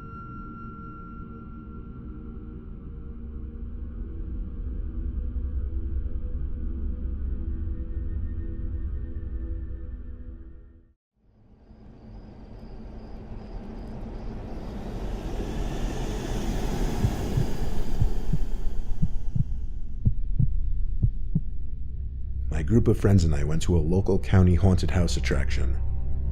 It was by the edge of town. It opened every October of every year. It sat right by the woods appropriately and had 3 attractions: the main haunted house, a corn maze, and a haunted trail through the woods. I guess I'll name my friends now. Rod, James, and Bud. That's not his real name, that's just his nickname. We started with the haunted house, which was decently high quality and had a few good scares. Then we made our way to the corn maze. It started out kind of slow, just a lot of turns through the corn we'd have to make. But then the scary antics began. A guy dressed as a freaky scarecrow man emerged from the corn and screamed at us, causing us to scream as well. He started to chase after us and we ran. I was in the back, of course, and the scarecrow was right behind me. Even knowing it's just a paid actor, you have this innate fear of something chasing after you where you just feel like you have to run away. Somehow, through the thrill of running away through the corn, I lost all of my friends. It seemed like all of us ran in different directions. I lost the scarecrow man though, and got back to the trail between the crops. This is where the nightmare began. I called and yelled and screamed for my friends as I made wrong turn after wrong turn. They never called back. In fact, it seemed there were no other visitors in sight. I had to finish the maze by myself. What choice did I have? I walked and walked for what felt like 20 minutes. Then I heard bustling in the corn in front of me. I slowed my pace and kind of tiptoed past the noise, but it was pointless. Something reached out from the corn and grabbed my wrist and squeezed it tight. I actually cried out in pain and yelled, "Stop, you're hurting me." I was actually in shock how hard this paid actor was squeezing my wrist. Then he tried pulling me into the crops. I didn't see who it was, I just saw his hand and arm, covered by a black coat sleeve and black glove. I yanked myself out from the grip and backed away as the actor came out from the crops into the path. He was wearing a heavy winter coat, black jeans, and a blank black face mask. I didn't know what the costume was supposed to be, but I literally yelled, "Go fuck yourself, you actually hurt me." He started running at me, and naturally I turned and ran as fast as I could through the corn to lose him. I yelled back, "I'm reporting you," and I quickly lost him. After 5 minutes of running straight through the corn as opposed to following the maze of trails, I came to the edge of the maze and went to find an employee. I reported the actor to the employee, saying he used way too much force to the point that my wrist actually hurt. The employee said he wasn't sure who was wearing the specific costume I described, but that he'd look into it. I thanked him, and then I looked at my phone. I had a missed call from James. I called him back to ask where the 3 of them were. He said they tried finding me, then they gave up and went to the haunted trail in the woods. I said I'd meet them and hung up. I walked over to the start of the trail, where they had the Halloween ambiance blasting through a bunch of speakers placed throughout. I stepped into the woods, feeling like I was the only one around besides my friends. I tried playing catch-up to my friends, when I stopped in my tracks after spotting him again, blocking the path. It was the guy in the coat and black mask. He didn't even give me time to react or say something. Right away, he started legit charging full speed at me. I turned right and ran into the woods, expecting to lose him easier. This time I called back, "I'm calling the police." I wasn't actually, but I thought that might get this guy to just leave me alone. I ran deeper into the woods until I didn't hear him chasing me anymore. Then I sat down on the root of a tree to catch my breath. I had time to think. And one of my thoughts was, did that guy really follow me from the corn maze to here? Then I heard footsteps approaching. And of course, at that exact moment, my iPhone started ringing. I silenced my phone, but now the footsteps had stopped. I pushed myself up off the root quietly and leaned to the side to get a view past the tree. It looked clear. I started to run back towards the path of the attraction and immediately spotted him to my right. I said to myself, fuck it. I stopped and told him I'm suing the place because of him. But he didn't stop running at me. He got to me and pushed me to the floor. I didn't expect it. I was once again in shock. I got back up as fast as I could before he could get on top of me and booked it. He chased me, but when I got back to the path towards the entrance of the attraction, he stopped and turned around. I went straight to the little front office shack and asked for a manager. Some older guy greeted me, and I told him about the guy who was chasing me and attacking me. The man said they didn't have any actors wearing that specific attire, so he called the police, and eventually I got my friends to meet me where I was. I stayed to describe the happening to the police when they showed up. I didn't have any marks to show them, but they still took a report and the place was closed for the night. We all went home after that. I haven't been to any haunted attractions ever since.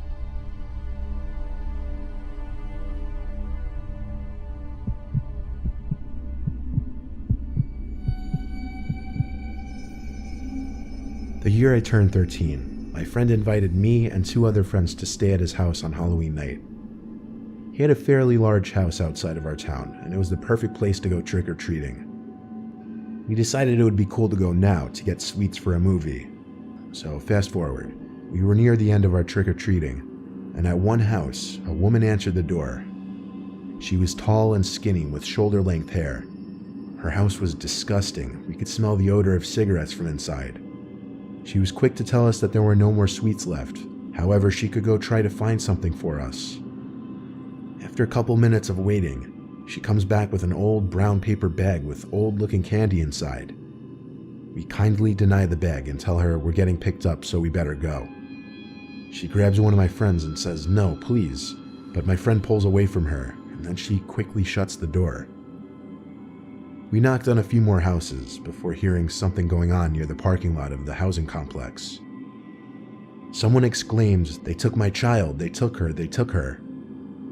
It was her, that woman, and that was my friend's parents' car that she was banging on. She was throwing herself at the car and hitting it with her fists. A couple of neighbors came out due to the commotion. They seemed to know who she was. They apologized to us and said it was a big misunderstanding. We quickly got into the car, and my friend's mom started driving us out. But we don't get far before the woman jumps in front of the car, claiming one of us was her child. The neighbors once again pulled her away. It was later that night, however, when things truly began. We stayed up late like any teenagers do at sleepovers, and we watched some scary movies. Out of nowhere, the light turned on in the hall. We could see it under the closed door of the bedroom. We assumed it was my friend's parents who were about to come in to tell us to get some sleep. However, no one came in. I decided to have a peep out the door. Nothing at all. My friends joined me to see why the lights suddenly turned on. Out of nowhere, my friend says, "It's her." And through a large window facing the backyard, we see that woman standing there, looking in. However, the second she saw us stare at her, she ran away. Disturbed by this, we came back inside the bedroom and locked the door. We were obviously quite shaken up by this. Who is she? What does she want? We sat around for an hour, nervous, on high alert. However, we eventually did somehow manage to fall asleep. That morning, my friend's mom told us the situation at the housing complex shook her up so much that she thought she had seen that woman standing over her bed in the middle of the night. My friends and I never even told her we saw that woman at the house that night, which led us to wonder, what if, just maybe what if, that woman actually was inside the house that night?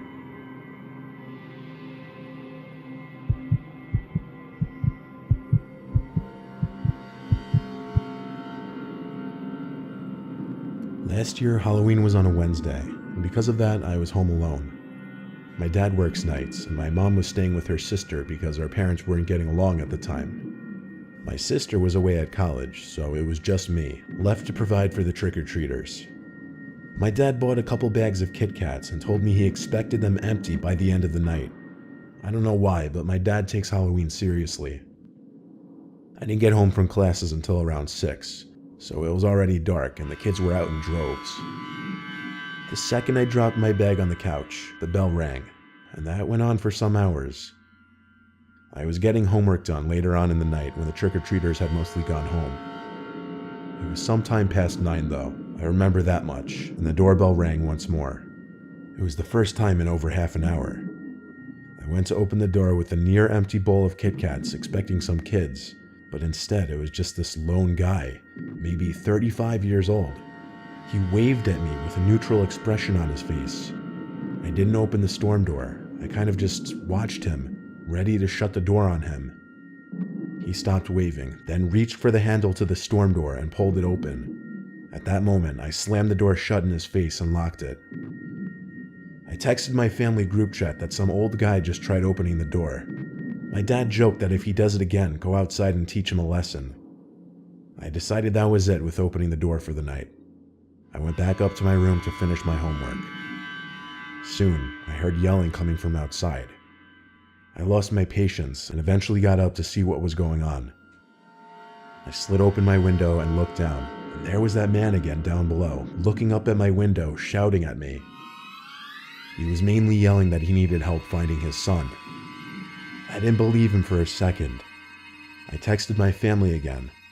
My dad just said, "Ignore it, he'll go away." I left my room and shut off the light so that he'd go away. Then I went to the basement, which had no windows. I hung out down there to do my work, and all was quiet for a while.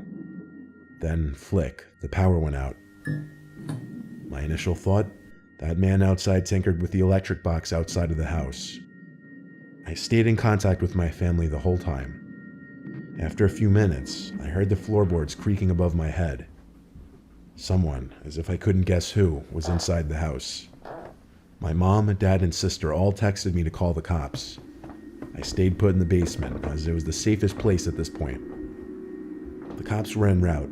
All I had to do was wait. The basement door then opened, and we stepped down the stairs, only halfway though. Even without power, a little bit of light from the upstairs poured into the basement, enough for me to see his legs.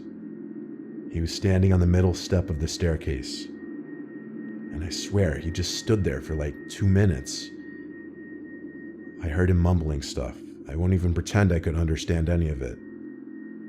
After the longest, most painfully uncomfortable moment of my life, the man said into the basement, "I can see you."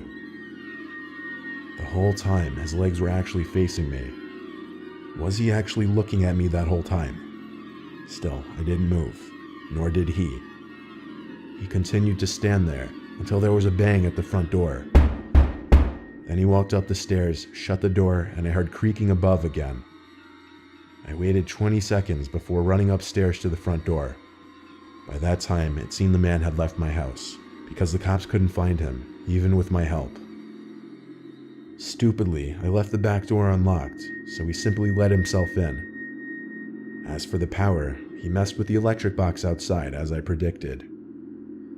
I don't know if he did this on Halloween intentionally, or if it was just a coincidence, but something was wrong with that man. He didn't belong out in the streets.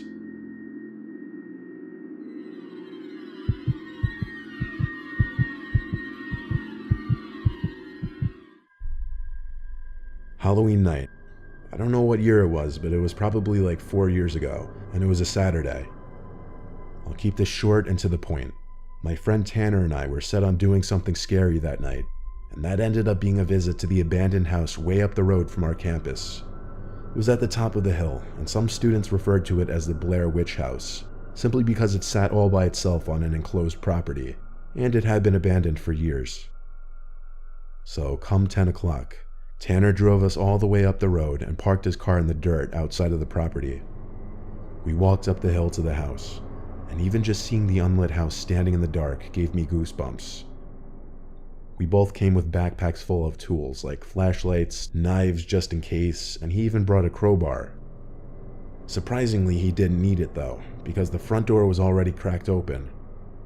This is where the flashlights came in, because of course the inside was as dark as it gets.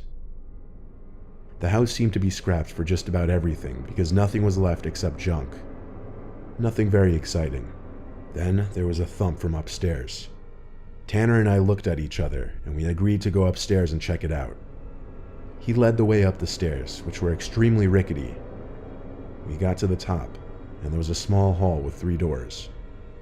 We passed the first room, which was a tiny bedroom with an old collapsed bed frame still in there. There was a second door on the left. This one led to an empty bathroom. There was one more door, this one on the right of the hall. We stepped inside. This bedroom was definitely the master bedroom. There was a bed frame sitting in the center of the room still. There was once carpet on this wood floor, which had apparently been ripped away over the years. We stepped fully inside the room, looking for what could have made the thumping sound. And then, bang. The door to the room slammed shut, and there was suddenly a white flash that filled the room. Then another. It seemed like camera flashes. Tanner screamed and opened the door back up to flee the room. I did the same. Neither of us looked for whoever was in there with us. In the moment, we were way too scared. We ran back to the car, and Tanner drove us back to campus. A week later, Tanner sent me a picture through text. He was holding a photograph in the picture. It was of the 2 of us in that bedroom of the house. He said they were left under his windshield wiper in the parking lot of our dorm building. I told him throw them away and park somewhere else from now on.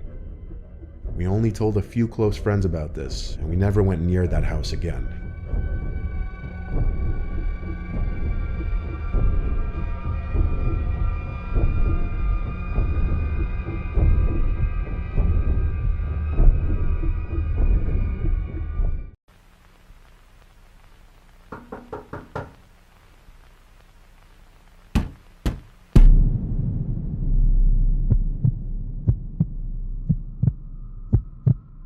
I was living alone in a small rental house just outside town when this happened. It was a 1-story place at the end of a short dead-end road. There were only 5 houses on the street, and at night it was usually quiet. I worked from home doing freelance graphic design, so most days I didn't leave unless I had to get groceries. I didn't get visitors often. My friends usually texted before coming over. That's why the first knock stood out. It was around 8:45 at night on a Thursday. I was in the living room watching TV when I heard 4 firm knocks on the front door. I muted the TV and waited, thinking maybe I imagined it. Then there were 2 more knocks. I got up and walked to the door. There's a small peephole in the center of it.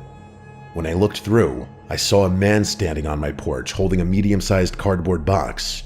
He was wearing a dark jacket and a baseball cap. He looked normal, maybe mid-30s. I opened the door, but kept the chain on. He immediately said that he had a delivery that required a signature. He read a name off a small handheld device. It wasn't my name. It wasn't even close. I told him he had the wrong address. He looked down at the box, then at the device, then back at me. He read the address out loud. It was my exact address. I told him no one by that name lived here. He stared at me for a second longer than necessary. Then he said he must have been given the wrong information and would take it back to the truck. I watched him walk back down my driveway. I expected to see a delivery van or at least a car parked somewhere nearby, but there was nothing. He walked past my mailbox and turned the corner at the end of the street. I didn't see where he went. I shut the door and locked it. I told myself it was just a small company delivery or maybe a contractor driver without a marked vehicle. The next night, at almost the exact same time, there were 3 knocks again. This time I didn't open the door right away. I went to the peephole first. It was the same man with the same jacket and box. I didn't open the door. I just spoke through it and told him he already came by and that no one with that name lived here. He didn't answer right away. Then he said he just needed a signature and that the system showed the package had to be delivered tonight. I told him I wasn't signing for someone I didn't know. There was a long pause. Then he said okay and stepped back from the door.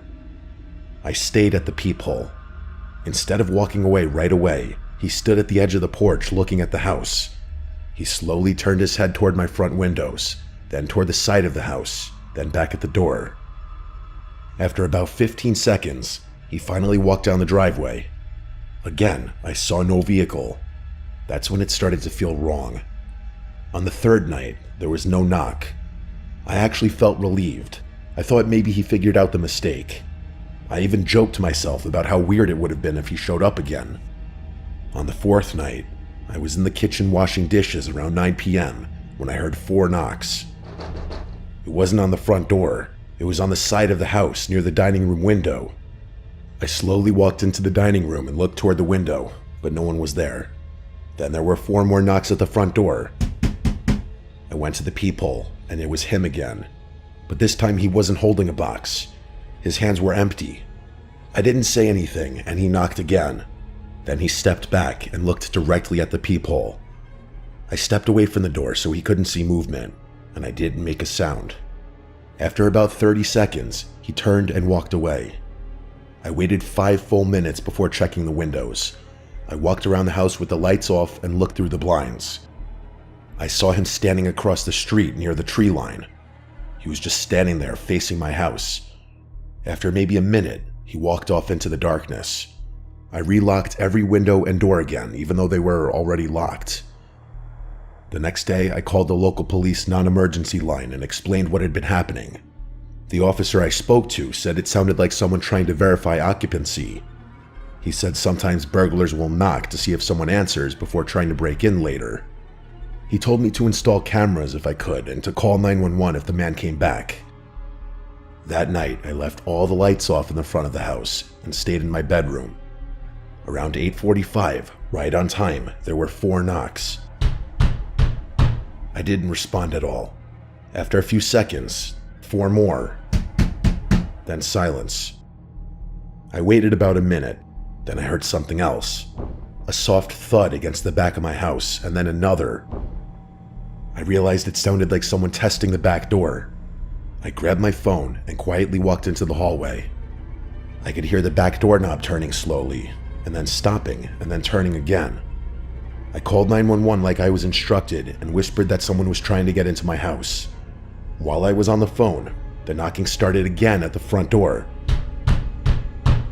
The dispatcher told me officers were on the way. The back doorknob kept turning. There was more than one person. Then I heard the sound of something metal scraping lightly against the doorframe. After about 30 seconds, everything stopped. Even as it was totally silent though, I stayed on the phone until the police arrived. When they searched the outside of the house, they found fresh pry marks on the back door near the handle. The officer told me if I hadn't been home, the door likely would have been forced open. They drove around but didn't find anyone suspicious. The next night, I stayed at my brother's apartment across town. I didn't tell anyone on social media or anything that I wasn't home. I just left. Around 9 p.m., my phone rang. It was my neighbor from 2 houses down. She said there was someone standing on my porch knocking repeatedly. She said he had been there for at least 5 minutes. She asked if I was home. I told her no and asked if he had a vehicle. She said she didn't see one. I told her to call the police. Officers arrived and questioned him. Later that night, an officer called me and said the man claimed he was trying to deliver a package, but he misplaced it. He had no company ID and no marked vehicle. They warned him to stay away from the property. 2 days later, police arrested him in a nearby neighborhood after he was caught attempting to break into a house where the owner was out of town. In his car, they found multiple empty cardboard boxes and a small handheld scanner that wasn't connected to any real delivery company. During questioning, he admitted he would knock with a fake package first. If someone answered, he would leave and mark the house as occupied. If no one answered after multiple attempts, he would come back later and force entry. He told detectives that sometimes he would knock several nights in a row to see if the pattern changed. If lights were on one night and off the next, he assumed the house was empty. Hearing that made me realize how close I was to not being home that first week. If I had ignored the door on one of those early nights, he probably would have come back later expecting no one inside. I moved out of that house 3 months later when my lease ended. I still don't answer the door at night unless I know exactly who's coming over. If someone knocks unexpectedly, I stay quiet and check cameras first. And if anyone ever shows up with a package that has my address but not my name, I don't even go near the door anymore.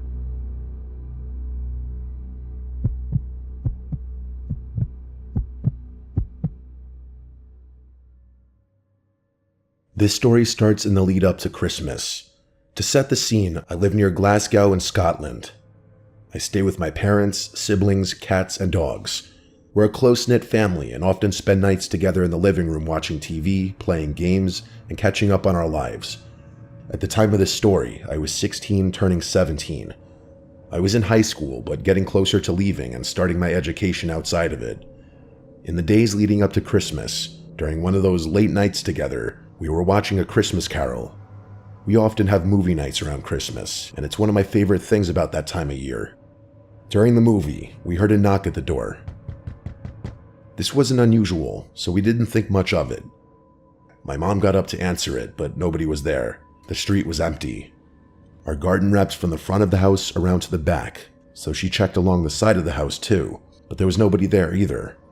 She came back inside, and we resumed the movie. A few days later, I was sitting at the living room table doing exam work when I heard another knock. I paused my work and went to answer the door, but again, nobody was there. We assumed it was probably neighborhood kids playing a prank.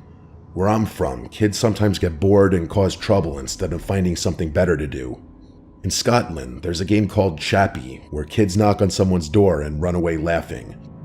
It's stupid, but as a kid, the adrenaline rush of someone opening the door to nobody there can be weirdly fun.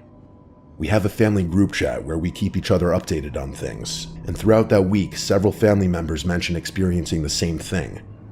The one that stood out the most was something my dad experienced. At the time, my dad usually stayed up later than everyone else, either playing Xbox or watching shows once the house was quiet. One night around 11:30, when the street was silent and all the kids would have been inside, he heard a very quiet knock. He was confused because of the time. He checked through the peephole before opening the door, but he saw nobody. He slowly unlocked and opened the door to look outside. Again, nobody was there. Just a quiet, empty street. He locked the door and came upstairs to ask if anyone had heard it, but because the knock was so quiet, nobody else had. This started to unsettle us because it had been happening repeatedly.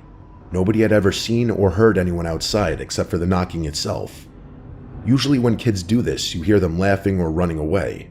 This felt different. Christmas Day is when everything escalated. We spent the day with family, opening presents, sharing gifts, watching movies, playing games, and eating way too much food. It was a great day. Later that night, I felt sick from eating so much, which I always do Christmas, so I went upstairs to lie down. I ended up dozing off and woke up hours later. When I checked my phone, it said 2:01 a.m. Everyone else was in bed and the house was completely silent. I knew I wouldn't be able to fall back asleep because once I woke up, it's hard for me to sleep again no matter what time it is. I stayed on my phone in the dark scrolling social media instead of turning the TV on, watching Christmas present haul videos and messaging friends who are still awake. It's normal during Christmas break when there's no school or responsibilities and you try to enjoy the freedom before going back to exams and routines. After a while, I heard a faint knock. I wasn't sure if it came from my door, my window, or if I imagined it. I sat up straight in bed, staring into the dark room with my heart racing. I didn't want to move. I knew nobody should be outside at that time on Christmas night. I didn't know if the past few weeks were just getting into my head, or if someone was actually inside the house. My room is on the second floor, so someone being at my window would be very unlikely. After what felt like forever, I finally worked up the courage to open my bedroom door. As I did, I heard what sounded like footsteps coming up the stairs. My brain immediately assumed it was my dad coming up to bed after staying up late like he usually did. I stepped into view of the staircase to tell him I was still awake and heard the knocking again. That's when I realized it wasn't my dad. It was a man I'd never seen before. I immediately felt sick when I saw him. I wondered if this was the person behind all the knocking. He was already inside the house. He was staggering as he climbed the stairs and looked heavily intoxicated. I slowly backed into my room, luckily without him seeing me, and I quietly shut my door. I could hear him walking around and opening doors, going into each room one by one. I remember thinking it was only a matter of time before he reached mine. I completely froze and didn't know what to do. It felt like all my common sense disappeared. Eventually, I opened my door slightly and saw him coming out of my younger sister's room. That's when my brain finally kicked back into action. I ran to my parents' room and woke them up, telling them there was a man inside the house. My mom woke up instantly while my dad was still groggy. We went downstairs together and found the man passed out on the couch with my dad's beers opened and scattered around him. My mom shouted at him to get out. He woke slightly and angrily insisted the house belonged to him. We tried to get him up, but he was completely dead weight. My mom slapped him trying to wake him, but he barely reacted. A few minutes later, my dad came fully downstairs, saw what was happening, and immediately took control of the situation. He shouted at the man that this was not his house and threatened him to leave. The man refused. My dad eventually had to physically lift him off the couch and drag him out the side door. He forced him outside and warned him not to come back before shutting the door. We thought it was finally over, but seconds later, glass suddenly shattered toward us. The man had punched through the window, sending broken glass inside. He pushed his face inside the broken glass like something out of The Shining while my dad went to call the police. The man started shouting aggressive threats, saying he now owned the house, that he knew what we looked like, and that he would return. Needless to say, we were all in shock. It was hard to believe someone would do something like this on Christmas night. Eventually he left and the police arrived. They took statements from all of us. Mine was the longest since I had seen him first. Not long after, the police left. Luckily, because it was the winter, it had snowed that night, which is actually rare where we live since we usually just get slush. There was a clear trail of blood leading down the street. Police followed it to a nearby playground where they found the man lying on the ground with blood and glass in his hands. They arrested him after, and later confirmed they believed he was the intruder. Our window was replaced the next morning. We told my siblings what had happened. Surprisingly, they slept through the whole thing, probably knocked out from all the Christmas food. Later, I got a restraining order against the man because of my age and the threats he made. He was fined for the damage and given community service instead of jail time. When police questioned him about the weeks of knocking at our door before the incident, he claimed he knew nothing about that and denied ever doing it. It turned out, he actually lived in our house years before we moved in. He claimed there was no bad intention and said he had simply drank too much while out with friends and accidentally went into the wrong house. Thankfully, nobody in our family was seriously hurt. The only injury was my mom bruising her wrist from slapping him while wearing bracelets. Apparently that hurts you more than the person you hit. To this day, we still have no explanation for the knocking that happened before that night. Even now, sometimes I feel like I hear a knock late at night.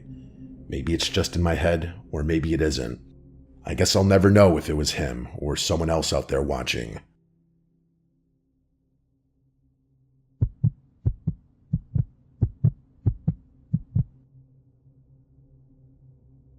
This happened around 2010 when I was about 6 years old. My family and I were living in a small neighborhood in Springfield, Oregon. It was my older brother, sister, my mom, and I, as my dad was deployed at the time. I was really close with my dad and always took it hard when he was away. Late one night, I sat on the porch with my mom while she smoked a cigarette and we watched the rain. While we were sitting there, cold but enjoying the rain and each other's company, we noticed a man walking in the middle of the road. He was wearing one of those oversized yellow rain jackets. It immediately caught both of our attention because it was pouring rain really late and there was no one else usually out at that hour. We sat there watching him as he began walking slightly toward our driveway. My mom stood up, grabbed my hand, put her cigarette out, and we watched as the man stopped walking right next to our garbage cans in our driveway. My mom turned to take us inside, and the man began yelling at us. I don't remember what he said, but I remember being so terrified as my mom rushed me inside. As soon as we got inside, my mom locked the door and turned off all the lights. At that point, I was terrified, and of course, being a kid, I started crying. My mom rushed my siblings and I, shushing us, and we all went and laid in my parents' king-size bed together as we were all a bit worried. But nothing else happened. There was no more yelling or noise or anything, so we all drifted to sleep. That night, I had a terrible nightmare I can still picture to this day. It was of a man in a big yellow rain jacket peering through our window. I woke up terrified and crying, literally shaking my sister awake just so I could tell her I was scared. I have no idea how much time passed. My sister got out of bed and walked me to the bathroom that was attached to the bedroom. She shut the door and spoke with me while I cried, trying not to wake my mom or brother. But while we were in there, we suddenly heard banging. Loud banging on the front door. My sister burst out of the bathroom and started shaking my mom awake without saying anything, and naturally, my brother woke up from the sound too. I sat terrified in the bathroom while my mom motioned for my siblings to join me in there. We watched her walk out of the room toward the front door. My siblings and I were all crying, scared out of our minds, as this man was still repeatedly banging on the door. My mom must have been trying to find her old BlackBerry phone, but seemingly failed, because when she came back, she didn't have it. That meant none of us could call the police since this was the only phone in the house. We sat there in silence listening to the man, who was now screaming and yelling for us to let him in while still banging loudly on the door. It was honestly a really hopeless and fearful night. It was just the 5 of us with no phone to call the police, and my dad, who is normally our protector, was gone. We sat there on the floor huddled together, freaking out and praying our neighbors would call the police, but nothing happened. Eventually the man left, but no police ever came. What was strange is that it was a small neighborhood where everyone lived close together, and our house specifically was a duplex, so how not a single neighbor heard this and called the police is beyond me. Eventually, we went to sleep, and everything was okay for a while, but not even a few weeks later, still just the 5 of us at my home, my family woke up to my front door wide open, along with a window open and a huge hole cut into the window screen. My mom immediately called the police. There were lots of random items missing, including my piggy bank filled with all my holiday savings, along with random items around the house. But the most disturbing thing missing was a giant vase filled with cash and coins that my family had been saving for months. The sickening part was that it had been on my nightstand right next to my bed where we were all sleeping. This was a long time ago, and sadly my mom has since passed, and my dad wasn't there when it happened, so I'm not really sure what other details I might have missed. I do know that the intruder was never caught. I also don't know if the same man who was harassing us that night was the same person who broke into our house weeks later. It could be connected or it could not be. I do know that none of us were harmed, which makes me feel like maybe it wasn't the same person, because that man seemed really aggressive for someone who just wanted money. But on the other hand, I later found what looked like the same giant vase sitting on the porch of a neighbor who was a man that lived alone and that we never really saw. So honestly, who knows?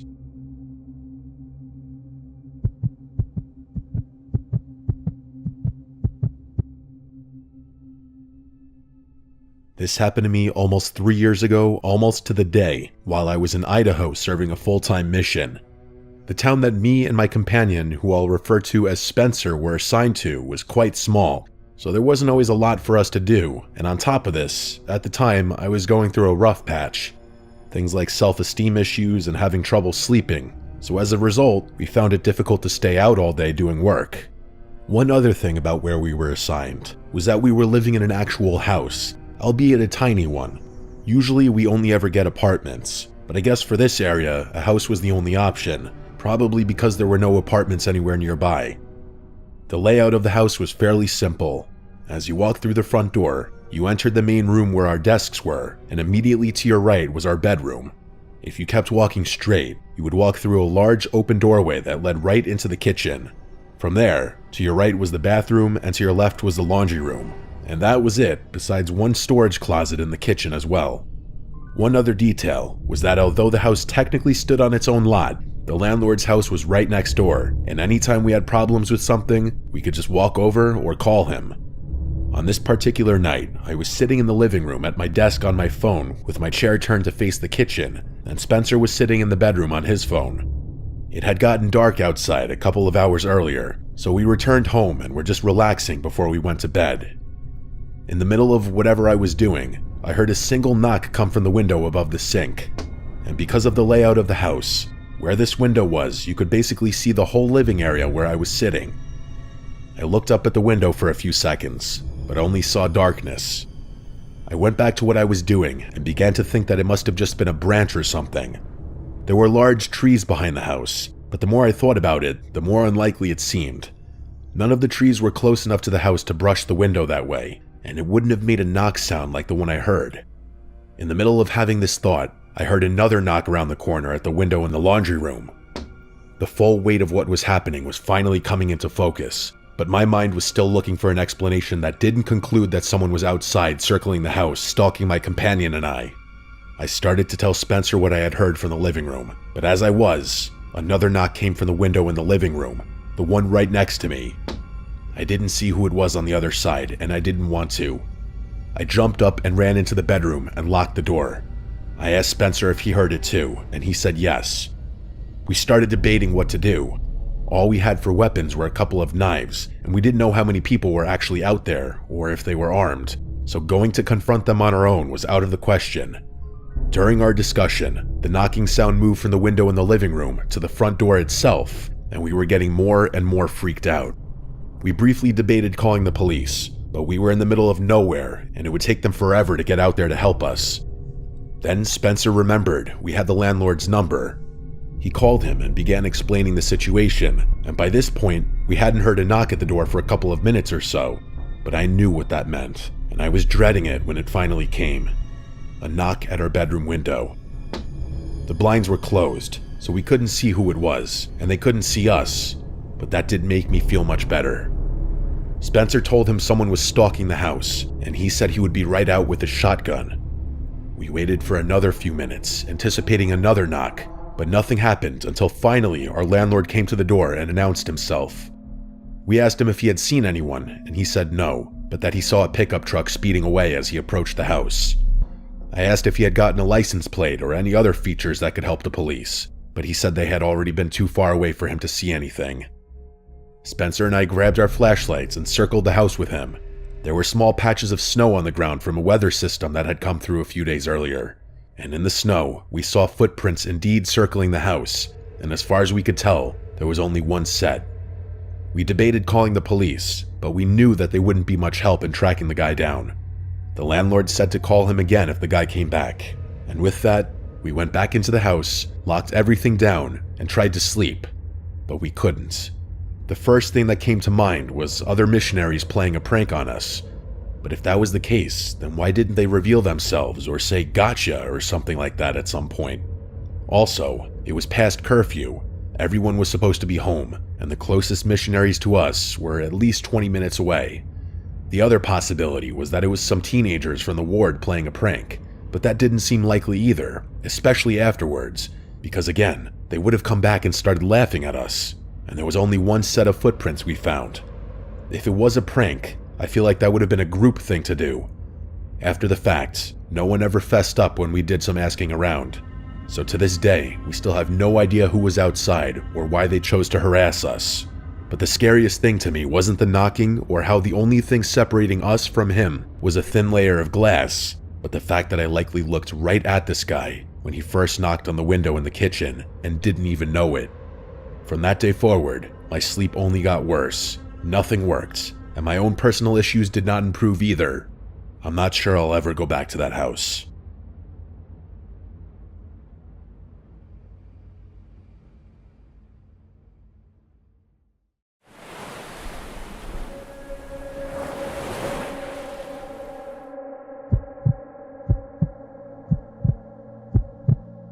This happened last year.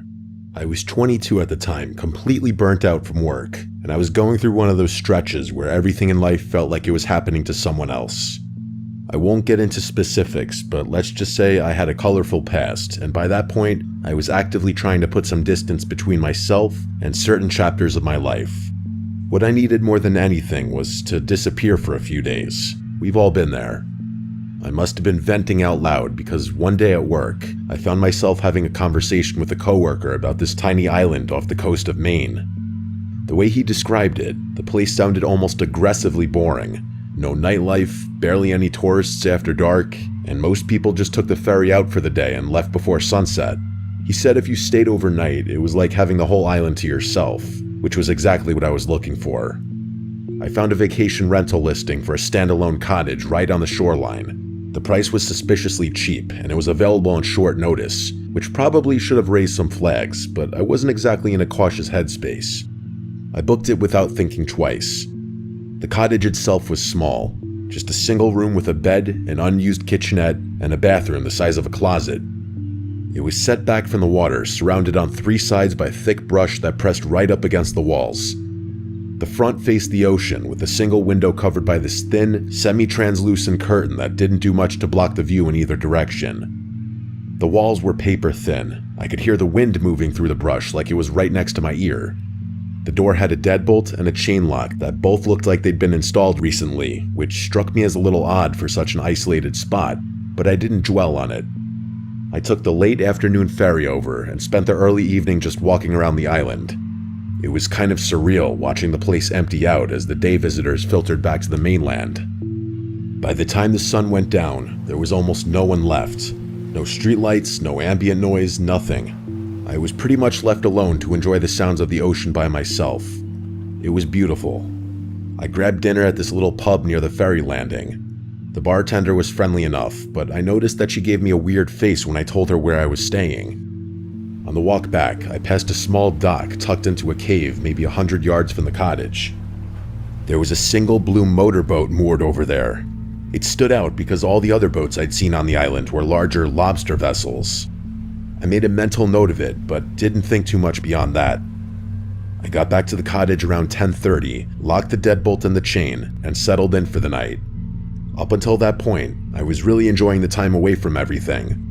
But of course, that peace didn't last. I realized my phone charger was busted, or maybe it was the outlet I was using. But the point is, my phone wouldn't charge no matter what I tried. I tried every outlet in the cottage. My phone was on low battery, and I was 100% sure it was going to die within the hour. Luckily, I didn't really need it to get back to the ferry. I had a physical ticket, but no one likes having a dead phone. I decided to just call it a night and go to sleep. I was exhausted anyway, and I did fall asleep pretty quickly actually. The exhaustion from the past few nights hit me all at once, and I was out within a few minutes of my head hitting the pillow. I woke up randomly in the middle of the night. I don't know what pulled me out of my sleep exactly, but once I was awake, I heard it. Footsteps on the gravel outside the cottage.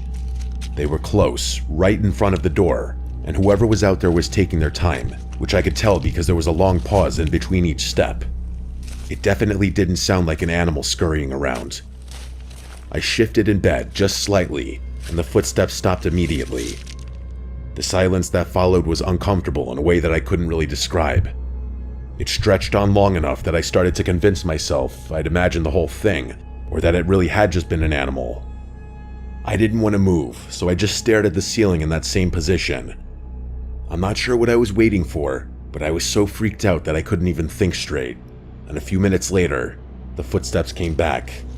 This time there was no mistaking the direction. They weren't passing by, they were approaching. I heard them come right up to the entrance of the cottage and stopped directly in front of the door. At that point, my heart was damn near pounding out of my chest. I felt like they could hear it, but there was nothing I could do besides try and be as silent as possible. As if the situation wasn't bad enough, whoever was out there turned on a flashlight and tried shining it through the front door. I couldn't move because I was petrified in fear. That person clicked off the light and tried the door handle. I shut my eyes and prayed the deadbolt would hold, and it did. I thought that would be enough of a deterrent, but I was wrong. A few seconds passed, and then they tried again, putting more weight into it this time. Then came several hard bangs, one after another. The sound was so loud in that tiny little cottage that I actually flinched with each impact. The bangs activated my brain though. The threat was more real, and even though I was still terrified, I knew I had to do something. So without thinking, I jumped out of bed while that person was still banging on the door and crouched down behind it. I was fully prepared for what was about to happen, but instead of that person bursting through the door, everything went quiet. I stayed crouched down for a few seconds, trying not to breathe too loudly. And then, and I still remember this vividly, whoever was on the other side of the door spoke. "I know you're in there, Leo." I almost yelled out in shock, but I stopped myself. It was a man's voice, one I didn't recognize, but he somehow knew my name. He knew I was there. The footsteps moved away from the door and along the side of the cottage. I tracked the sound as it passed the bathroom wall and continued around. He was taunting me. He knew I was in there. My confidence was gone. Hearing my own name was enough to make me dizzy. It was the scariest moment of my entire life. Over the next stretch of time, I have no idea how long, maybe 20 minutes, maybe an hour, whoever was outside circled the cottage. I had no idea what they were doing, and a part of me was screaming for them to just break down the door and get it over with already. Eventually, the footsteps receded from the cottage. Then, from the direction of the dock, I heard an engine start. It was the unmistakable sound of a small outboard motor. I listened as it pulled away from the shore and faded into the distance across open water. I didn't sleep after that. That's not an exaggeration. I stayed awake the entire night. The second it was bright enough to see, I was out the door. The gravel around the cottage told the whole story. There were heavy boot prints circling the cottage multiple times. The prints led in a straight line from the cottage toward the dock and ended right at the waterline. The next day was honestly a blur. I returned the key to the property owner, boarded a ferry, and made it home. But I was not in a good headspace. Here's the thing that still gets me. Whoever was outside that cottage didn't come from the island. They came by boat, specifically to that cottage, and on that specific night. They knew my name and exactly where I'd be. The thing is, I have absolutely no idea how they could have tracked me down. I confronted my coworker about it a few days later, the one who told me about that island in the first place, and he swore up and down he hadn't told anyone about my trip. And honestly, I believed him. He looked genuinely freaked out when I told him what happened. I mentioned earlier that I have a colorful past. I'm not going to get into the details, but let's just say, I'm not exactly shocked that someone out there might want to find me. What I still can't wrap my head around is, how did someone track me to some random island off the coast of Maine? How did they know which rental I'd booked, and on which night? How long had they been watching me before any of this? I don't have any answers to any of those questions, and the worst part is, I still work the same job and live in the same place. Nothing has changed since then, but I have no reason to believe things are over.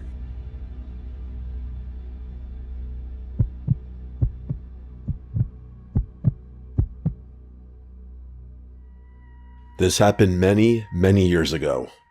I'm a structural engineer, and at the time I was finishing up my graduate thesis on concrete degradation in marine environments. It was very boring, but it's what got me invited to Japan. This is all relevant, by the way. I was in Nagasaki for an academic conference. There was this professor I'd been corresponding with who had done extensive research on post-industrial decay.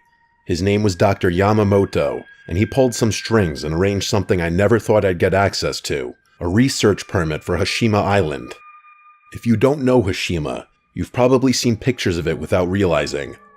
It's this tiny island off the coast of Nagasaki that looks like a battleship, completely covered in crumbling concrete apartment blocks.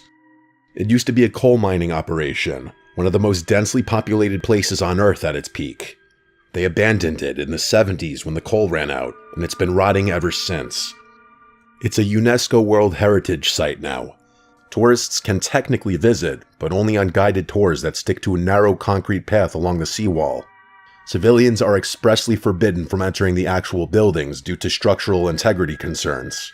But I wasn't subject to the same restrictions, of course, which was thrilling and a little scary. I had to sign an exhaustive stack of papers, basically waiving my right to damages should I injure myself or something. The morning of the visit, I took an early ferry from Nagasaki. It wasn't a tourist boat, but rather a smaller vessel arranged through the research office. It was just me and my escort, a guy named Takeshi. He didn't talk much.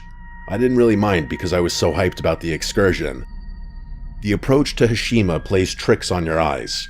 When it first appears within your line of sight, it looks deceptively small, insignificant almost. But then, as you get closer, the scale of it hits you. The seawall wrapping around the entire island, the apartment blocks stacked on top of each other.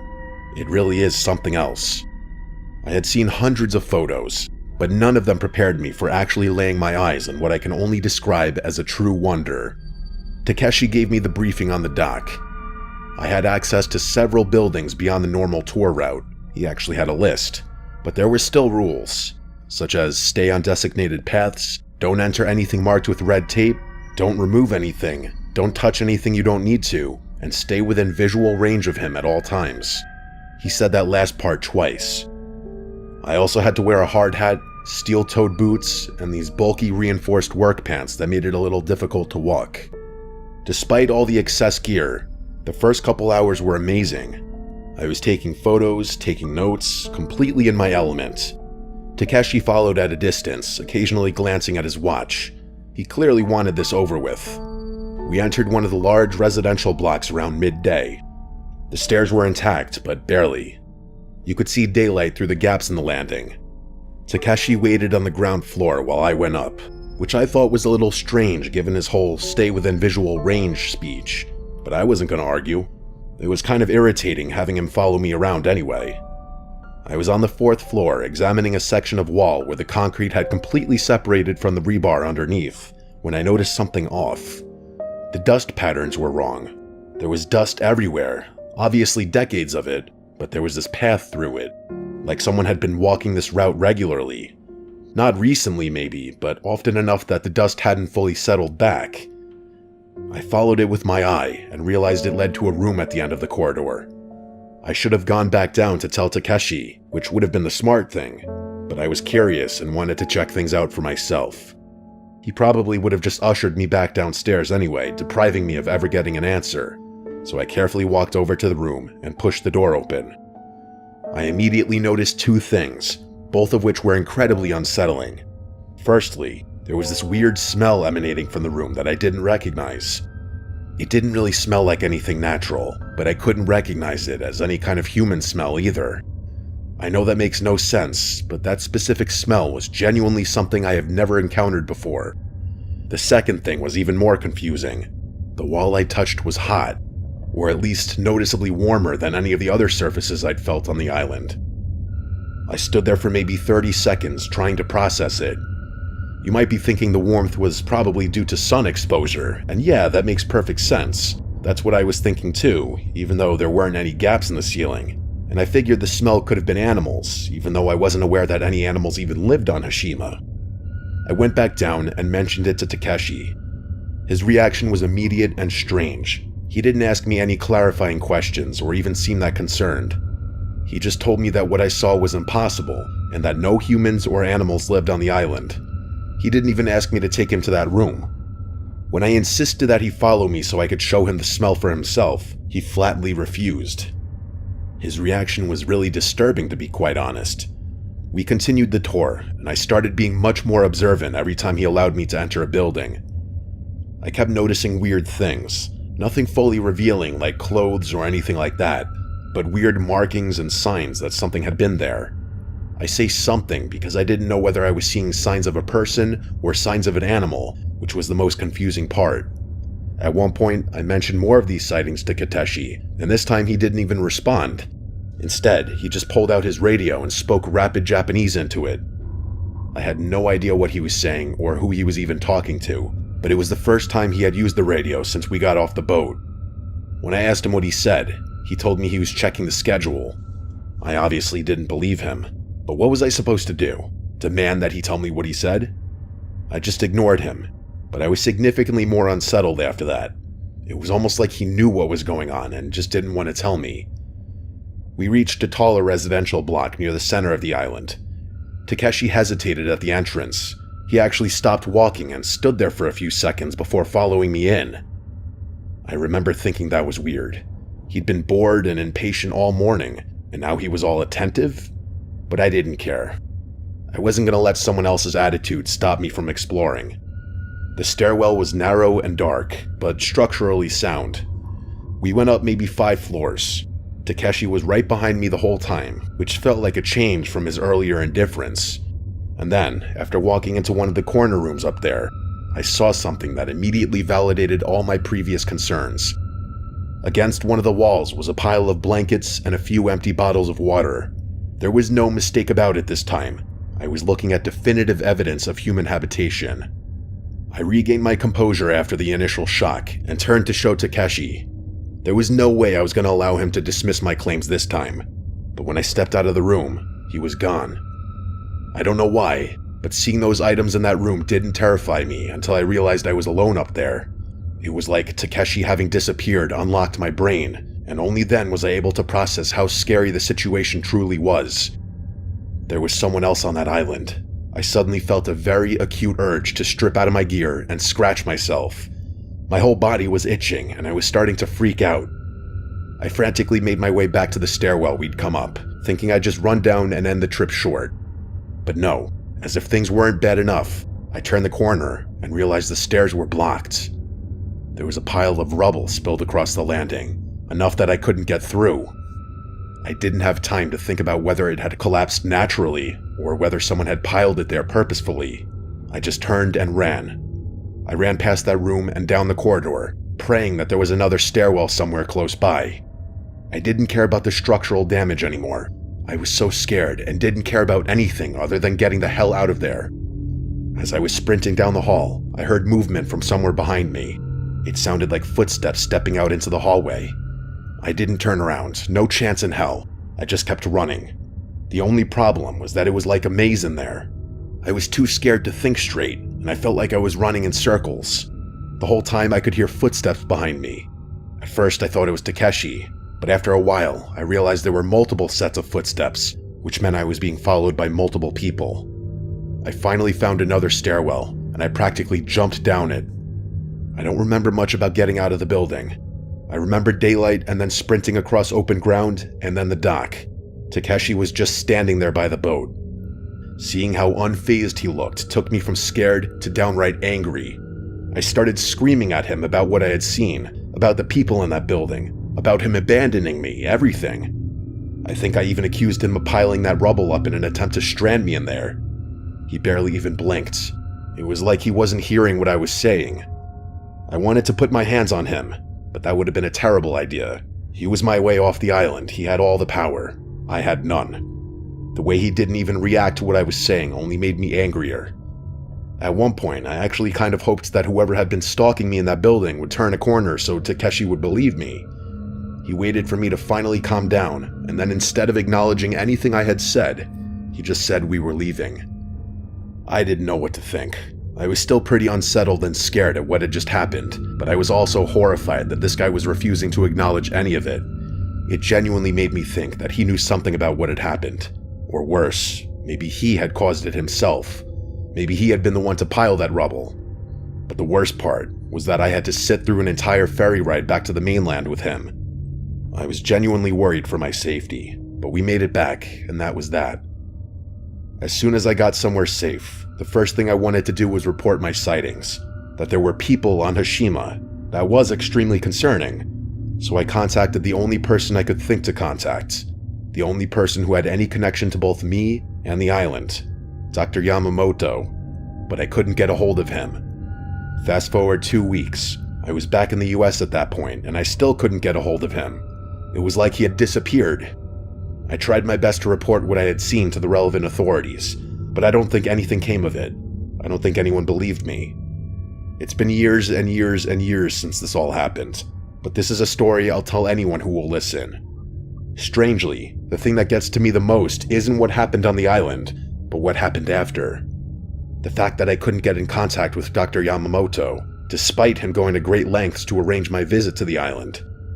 The thing I regret the most is not taking more action to get to the bottom of what was going on there. If I had spoken Japanese, or if I didn't have to return to the US so quickly, I might have been able to do something. This is something I'm gonna think about forever.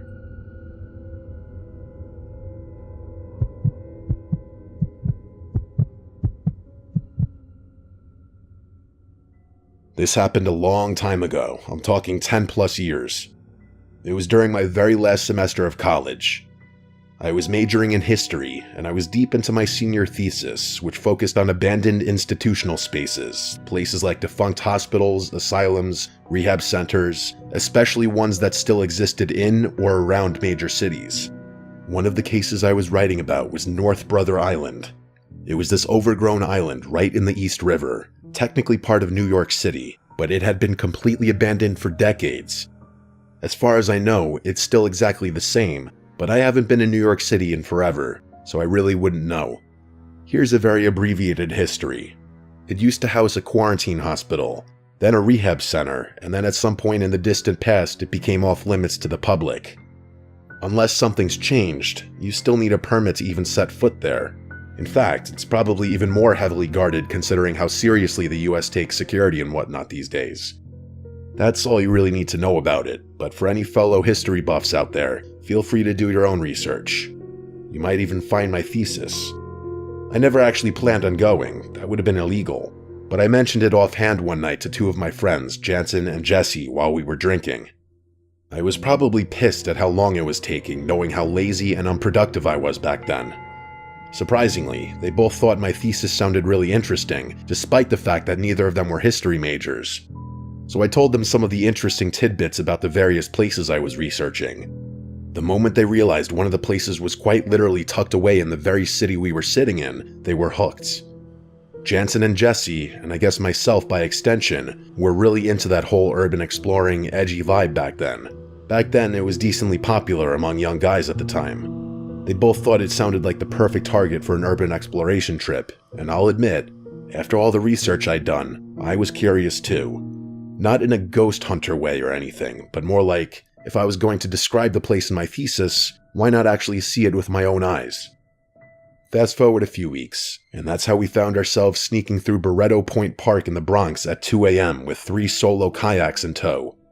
It was one of the few spots along the shoreline where you could launch without attracting too much attention, and it was only about a half-mile paddle to the island. We had a bunch of supplies, probably more than we needed, but we figured we'd play it safe. The plan was to leave around 2:30, explore the island for a few hours while it was still dark, and be back before sunrise. It felt stupid and thrilling at the same time, the best kind of fun. Getting our kayaks into the water was surprisingly seamless. I guess I hadn't anticipated how deserted the park was going to be at that time of night. But as soon as we started paddling toward the island, the reality of what we were doing began setting in. There wasn't anything stopping us anymore. All we had to do was paddle at that point, and a bit of nervousness started creeping into what had just moments earlier been pure excitement.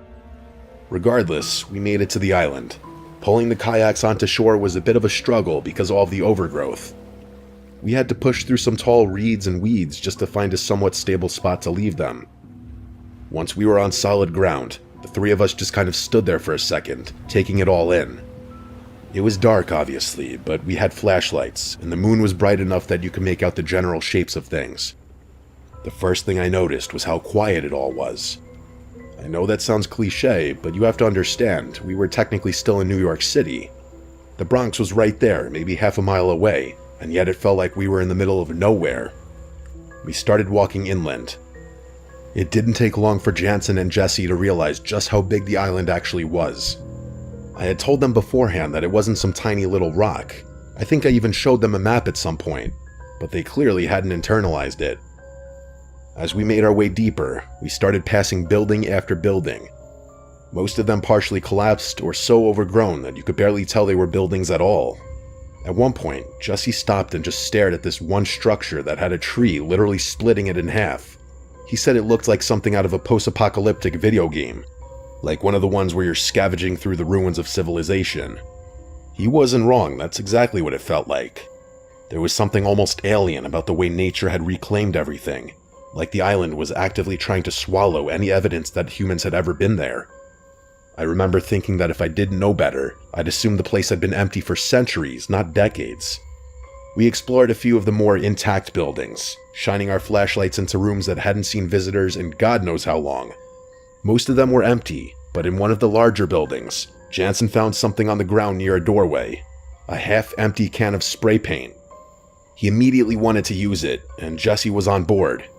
I told them no, that it felt disrespectful, not just to the buildings, but to the history of the place. People had lived there and people had died there, but they pointed out that there was already graffiti all over the walls, some of it pretty elaborate, and argued that a little more wasn't going to make a difference. I didn't have the energy to keep fighting about it, so I told them I wasn't going to stop them, but I wasn't going to stick around and watch either. In hindsight, wandering off was probably a mistake. I made my way through a few more rooms, trying to take mental notes for my thesis, but the further I got from Jansen and Jesse, the more unsettling everything became. It's hard to explain unless you've been in a situation like that. When you're with other people, even in a creepy place, there's a buffer. You can tell yourself it's fine because nothing bad would happen with witnesses around or whatever. But being alone is a completely different story. I was walking down a long hallway in one of the larger buildings. I think it might have been part of the old hospital complex, when I heard Jesse's voice call my name from somewhere ahead of me, from one of the rooms further down the hall. The sound of it made me jump, and even though I knew it was him, I was still pretty freaked out. I started walking toward it, and something began to feel off. For Jesse to be ahead of me, he would have had to take a completely different route through the building. That wasn't impossible, There were multiple hallways and stairways, but it would have meant he left Jansen almost immediately after I did, and then speed walked or even ran just to loop around and end up in front of me. That didn't make any sense. Why would he do that? There were too many rooms branching off from the hallway, and I couldn't tell exactly which one the voice had come from, so I called out to him, asking where he was. I got a response almost immediately from a room just a few doors down on my left.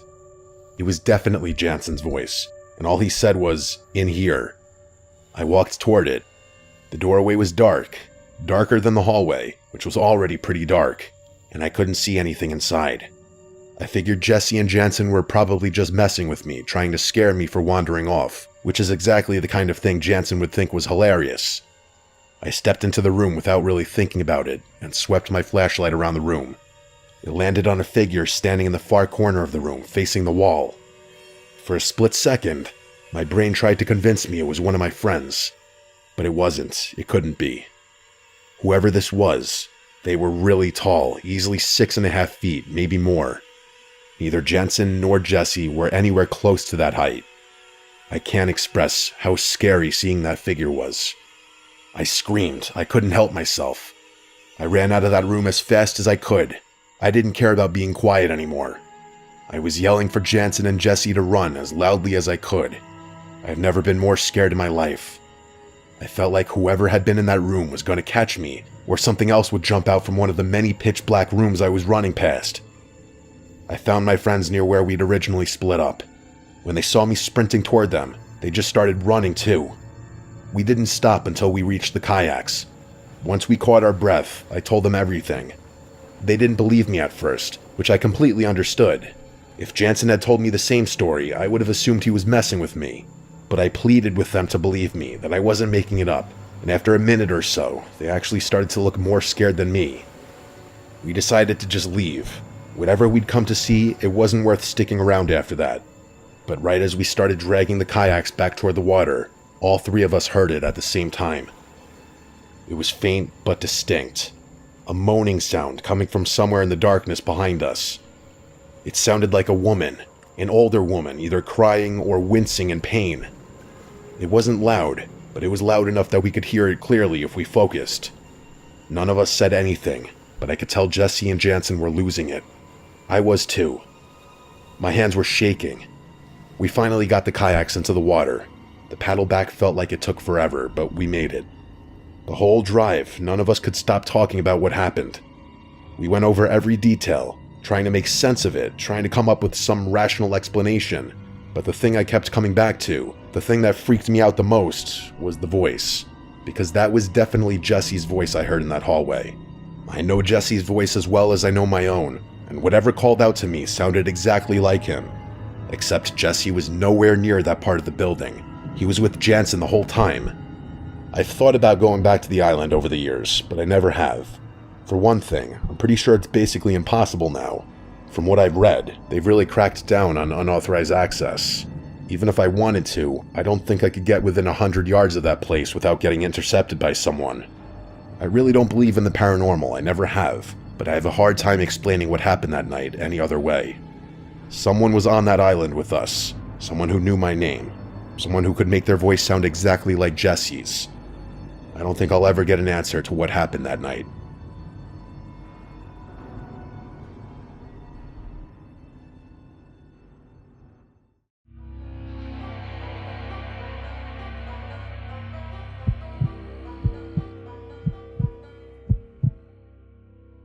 When I was 17 and looking to buy my first car, I was on Craigslist every single day. I wasn't looking for anything fancy, just a beater car that could get me from point A to point B.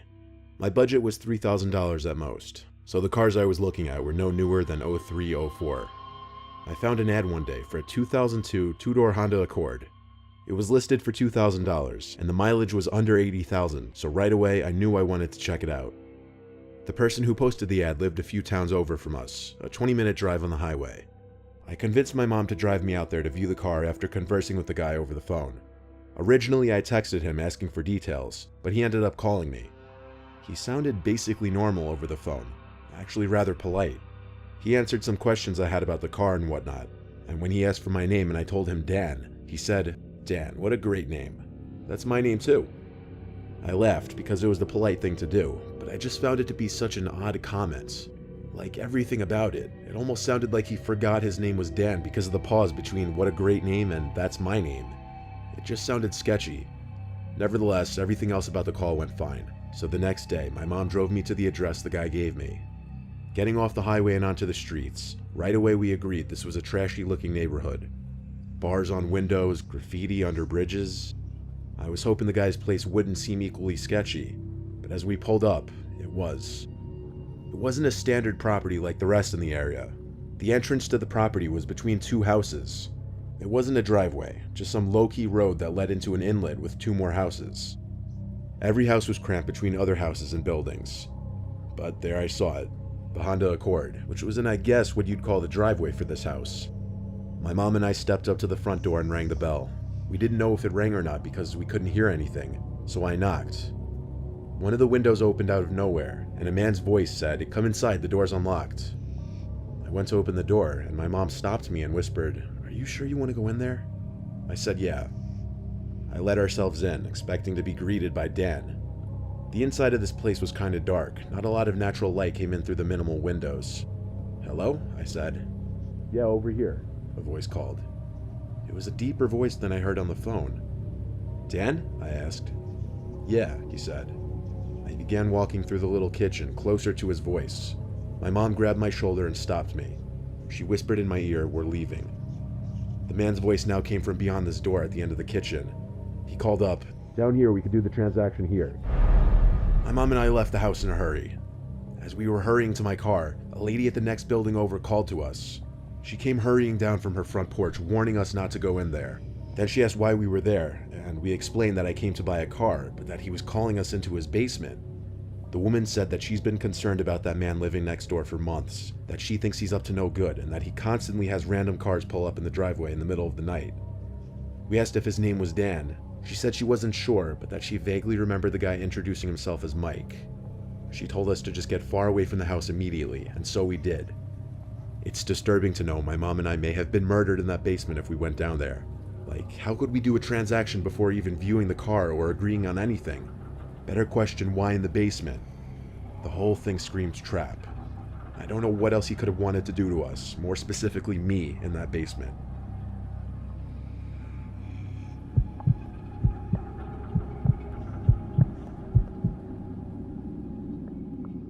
This actually happened to my best friend Chris. His family had just bought a new TV and they were thinking of just throwing their old one away.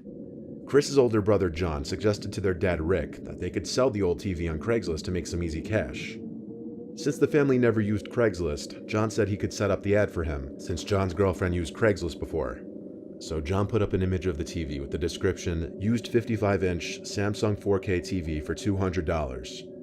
He also put Rick's phone number so if anyone was interested they could just call or text him. A week later, Rick got a call from a guy who introduced himself as Toby, and he said he was interested in the TV and wanted to know if he could come by the house at 10 o'clock that same night to pick it up. Rick said sure, and he sent Toby his address. Later that night, while Rick, Chris, and John waited outside the house for Toby to come so they could help him load the TV into his car, Rick got a call from Toby, and he said he wouldn't be able to make it to the house because he was almost out of gas, so he and Rick agreed to meet in the parking lot of a Circle K. After Rick got off the phone, him, Chris, and John loaded the TV in the back of Rick's pickup truck, and they took off to the Circle K where Toby said he was at, which was 15 miles away from the house.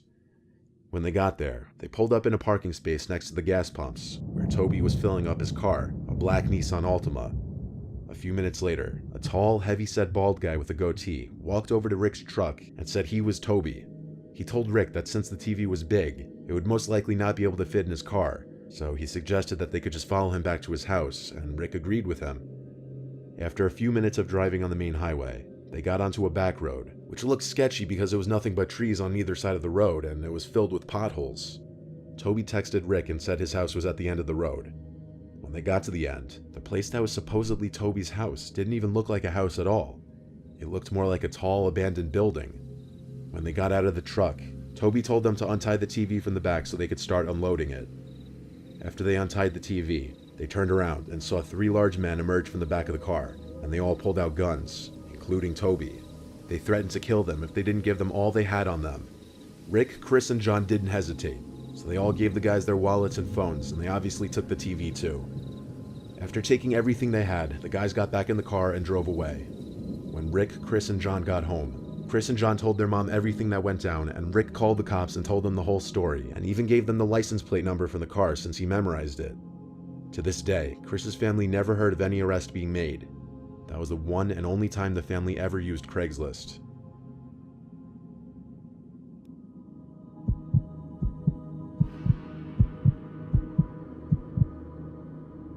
Back in 2012, when Craigslist was more popular, I'd say, my house was broken into and robbed.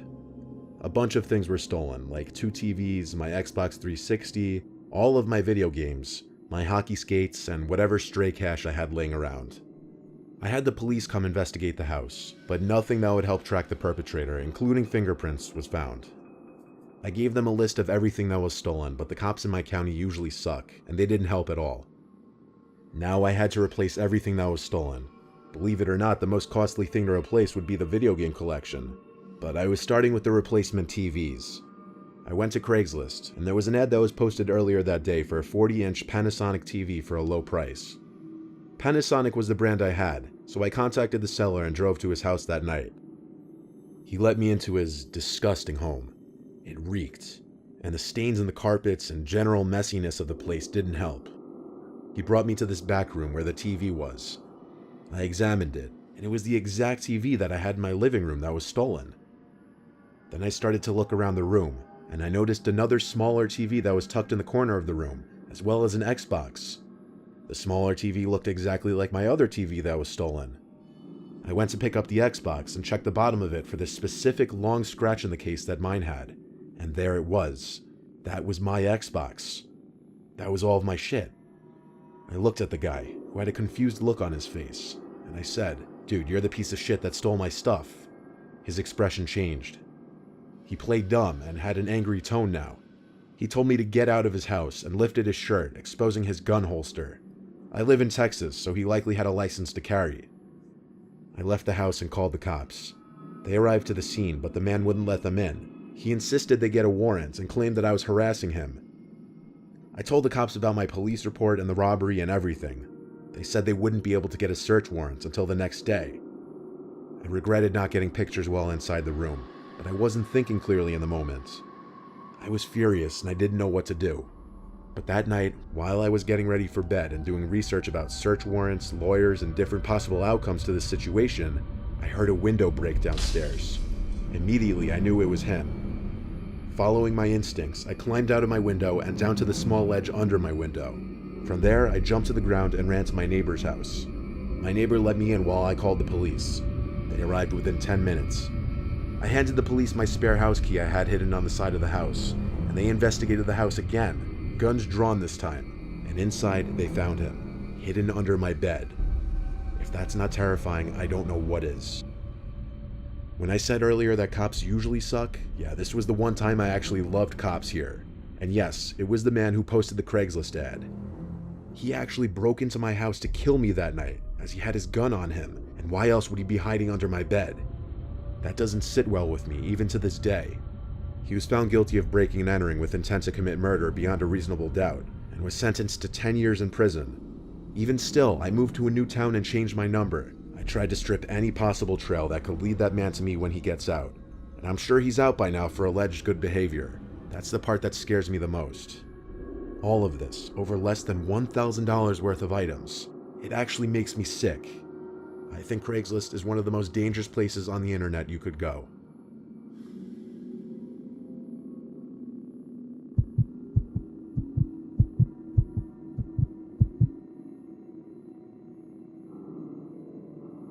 I once answered an ad posted on Craigslist for a free mini fridge under the free stuff section. I was setting up what people would call a man cave in my basement, and I needed a mini fridge for under the bar to store beers and other drinks inside. I checked the address on maps, and the house was apparently waterfront, sitting over a tall cliff overlooking a huge lake.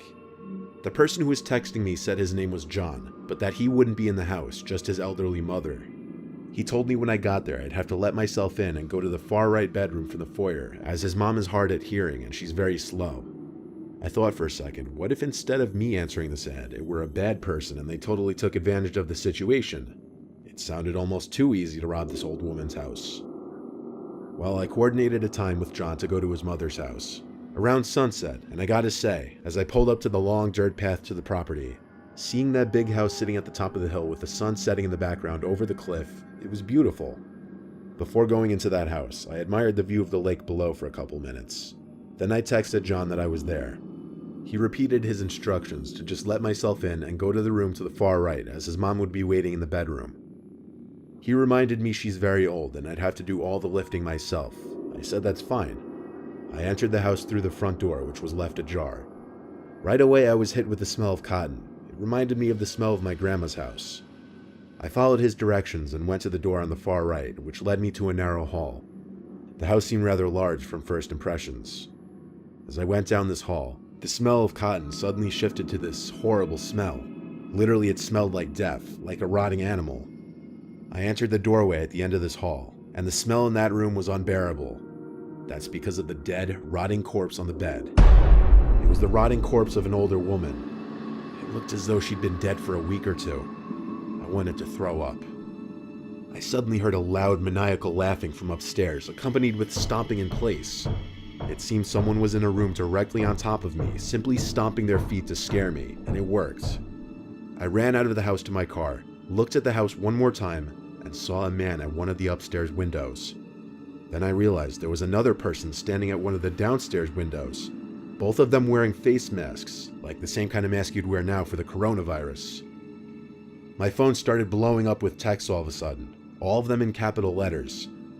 The first text said ha ha ha, followed by we see you, look at the windows, then a bunch of emojis. The last text I got from him said come back inside, you forgot your fridge. I drove off the property, and while on my way home, I called the police and reported the dead body in the house. After they investigated the house and apparently confiscated the dead body, which had no signs of any stab wounds or bullet holes, police arrived to my house for questioning. I showed them the whole conversation and gave them the phone number, which I warned them was probably a fake number, and I was right. But an officer named Boris told me they'd still be able to trace the number even if it was through some kind of fake number app. So, a week later, I was curious about the status of the case. So I called the police station, but the woman who picked up the phone didn't know any information. That or she didn't care enough to look for me, because in general she was just kind of rude. I never read about or saw anything on the news about an arrest being made regarding this, so to this day I don't know if the people in that house were caught, or if they were even responsible for that woman's death.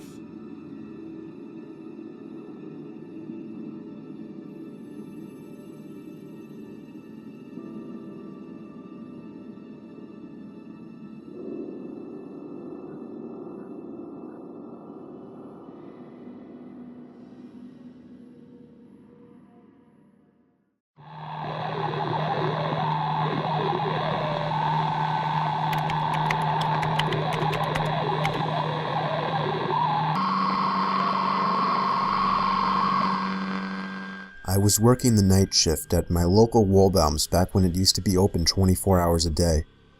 There would normally be less than 10 customers throughout my shift, but I wouldn't get to sit around and do nothing though. They wanted me to work on stock when I wasn't helping a customer.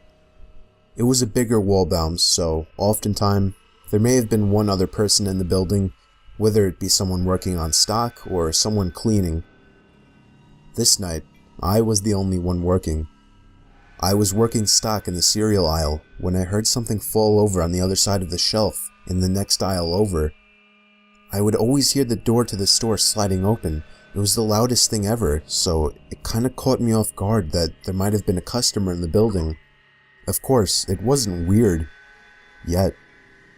Not until I looked to my left and saw a man standing by the edge of the aisle, shooting me a blank stare. "Do you need something, sir?" I asked him. No. Could you just point me to the eggs?" he said. He wasn't normal looking. His face looked weird. Not exactly ugly, just unusual. Like his upper lip kind of came out too far. Almost like a Simpsons character. I was a bit uncomfortable that I had to deal with ringing him up. I hurried to finish the cereal aisle, and when I was done, I began to bring the U-boat cart to the back room. I was stopped halfway when the same guy cut me off through the middle section of the aisle. I want to note this guy was probably in his mid-30s, and at the time, I was only 22, though I looked much younger. The guy stopped me and started trying to make awkward small talk. He started by asking me my name, how old I was, if and where I went to school, and why I was doing the night shift. His questions started to get weirder when he asked me if I went to parties a lot and if I had a girlfriend. I told him I didn't, and then he asked me if I've ever had a boyfriend while putting his hand on my shoulder. I immediately started walking away with the cart, but he followed me. I told him I wasn't into whatever he was thinking about. I went faster and faster until I finally made it to the back storage room. He didn't follow me in. I wasn't supposed to stay back there for extended periods of time to avoid customer theft. I decided it would be best to just wait for him by the register so that he would ring his stuff up and leave. But I waited there for at least 20 minutes. He never came. I decided he was gone, and whether he stole the eggs and something else, there wasn't anything I could do now. I had to go to the bathroom, so I took a quick jog to the back of the store and into the employee bathroom. Moments after sitting on the toilet, my heart dropped into my stomach as I heard the bathroom door open. I choked the urge to say something like, "You can't be in here," but I didn't want to give away my position. I lifted my leg so that I wouldn't be visible from under the stall, and what happened next was simply horrifying. I sat there for the longest time, looking at the floor, not moving a muscle. When I finally looked up, I could see an eye peering through the crack of the stall door. I screamed. I knew I was trapped. I knew I had one shot at making a move. I grabbed the box cutter in my pocket and began sliding it through the crack of the door, forcing him to move his eye away. I took that chance to slam the stall door open in his face and hightail it out of the bathroom and all the way out of the store. I called my boss at least 5 times before he finally picked up and explained everything. He told me to call the cops, and so I did. Of course, the man wasn't in the store anymore by the time the cops showed up. I only did the night shift twice after that, and luckily didn't see the man again.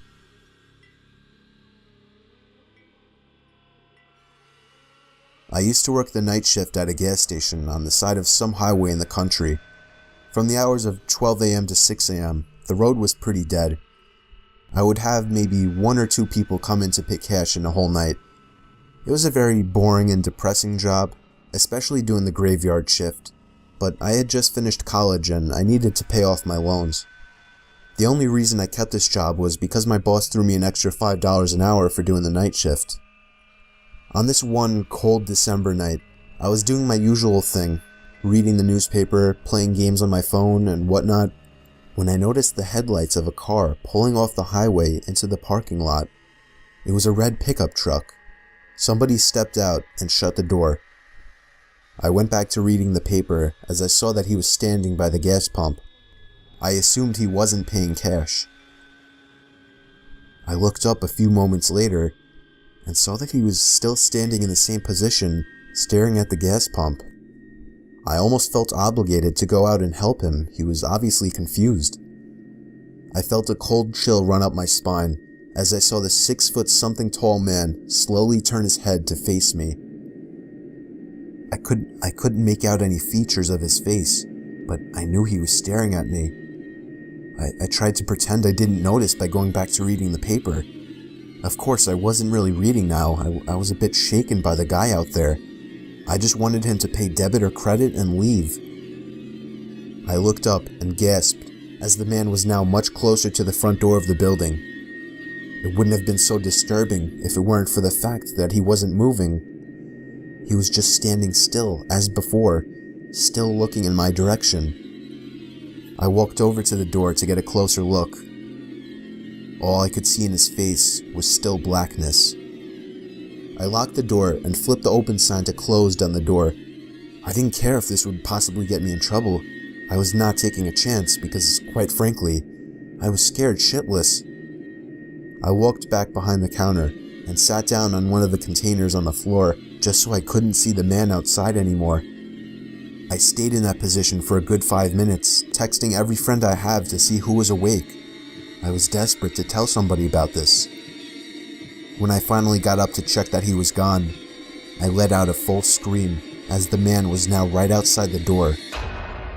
I picked up the phone on the counter and called the police. The operator was reluctant to send somebody over because of the way I described the situation, but I persuaded them. I hid behind the counter, balled up like a child. I began to hear heavy thumps at the door, not innocent knocks to catch my attention. I mean thuds and thumps, trying to break down the door. And then eventually it finally stopped. I heard the sound of a car starting outside and then driving off. I looked outside and he was gone. A patrol cop along with a state trooper pulled into the parking lot. I reported the red pickup truck and told them which direction I thought he went in. I couldn't describe his face as all I saw was blackness. Of course, there wasn't much the police could do as the man didn't really do anything. I left that job a few months later to a job in the city.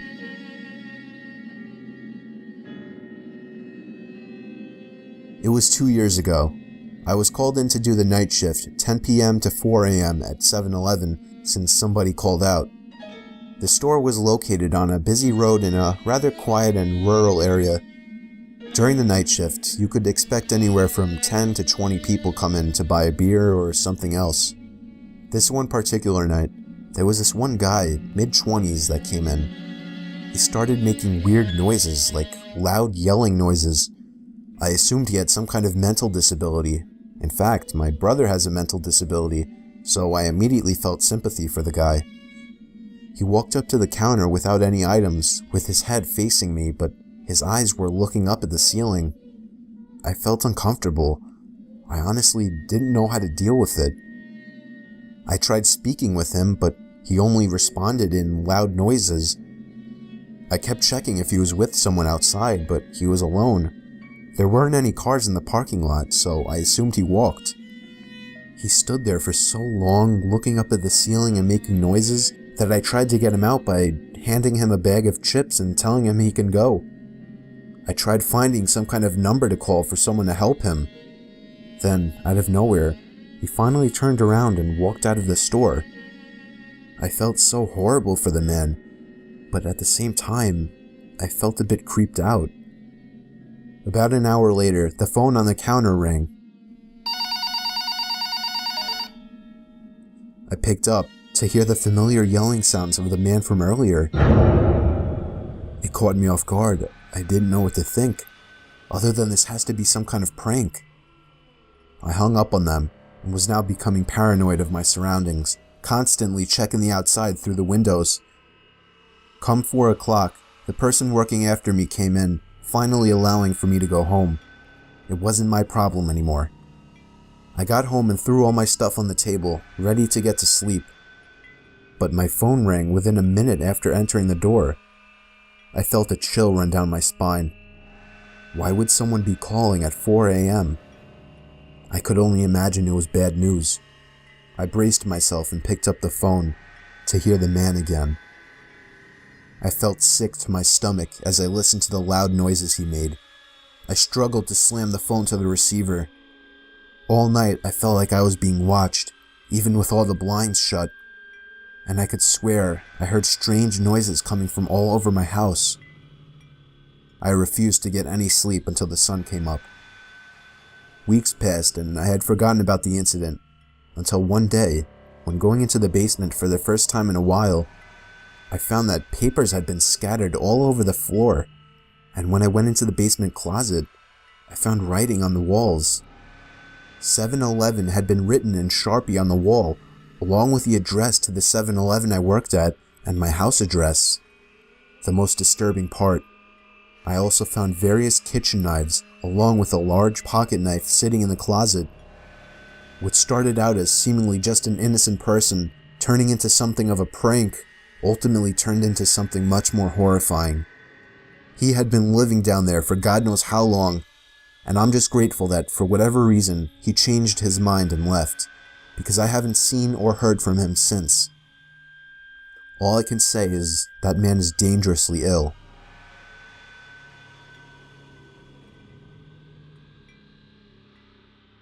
I've worked in the K-9 unit for 9 years, and I've worked my fair share of graveyard shifts. I've definitely come across weird things at night, but I'll never forget this one night. I worked with my dog Sammy, a German Shepherd. She was 2 years old at the time and was still kind of new to the job, just like me. I was driving down a road surrounded by crops when I spotted a suspicious-looking white van parked inside the crops. Both doors were open. I flashed my lights to try and draw out whoever was there. Nobody came out, so I parked and scanned the place out quickly. Nobody was in sight, so I took Sammy with me to track down the driver of the van. Sammy started going crazy when we reached the trunk of the van. She was pulling so hard she almost broke off the leash. I opened the trunk to the van, and a blast of foul air hit me in the face. I almost passed out from the mix of the horrible smell and the pure shock of what I saw in the trunk.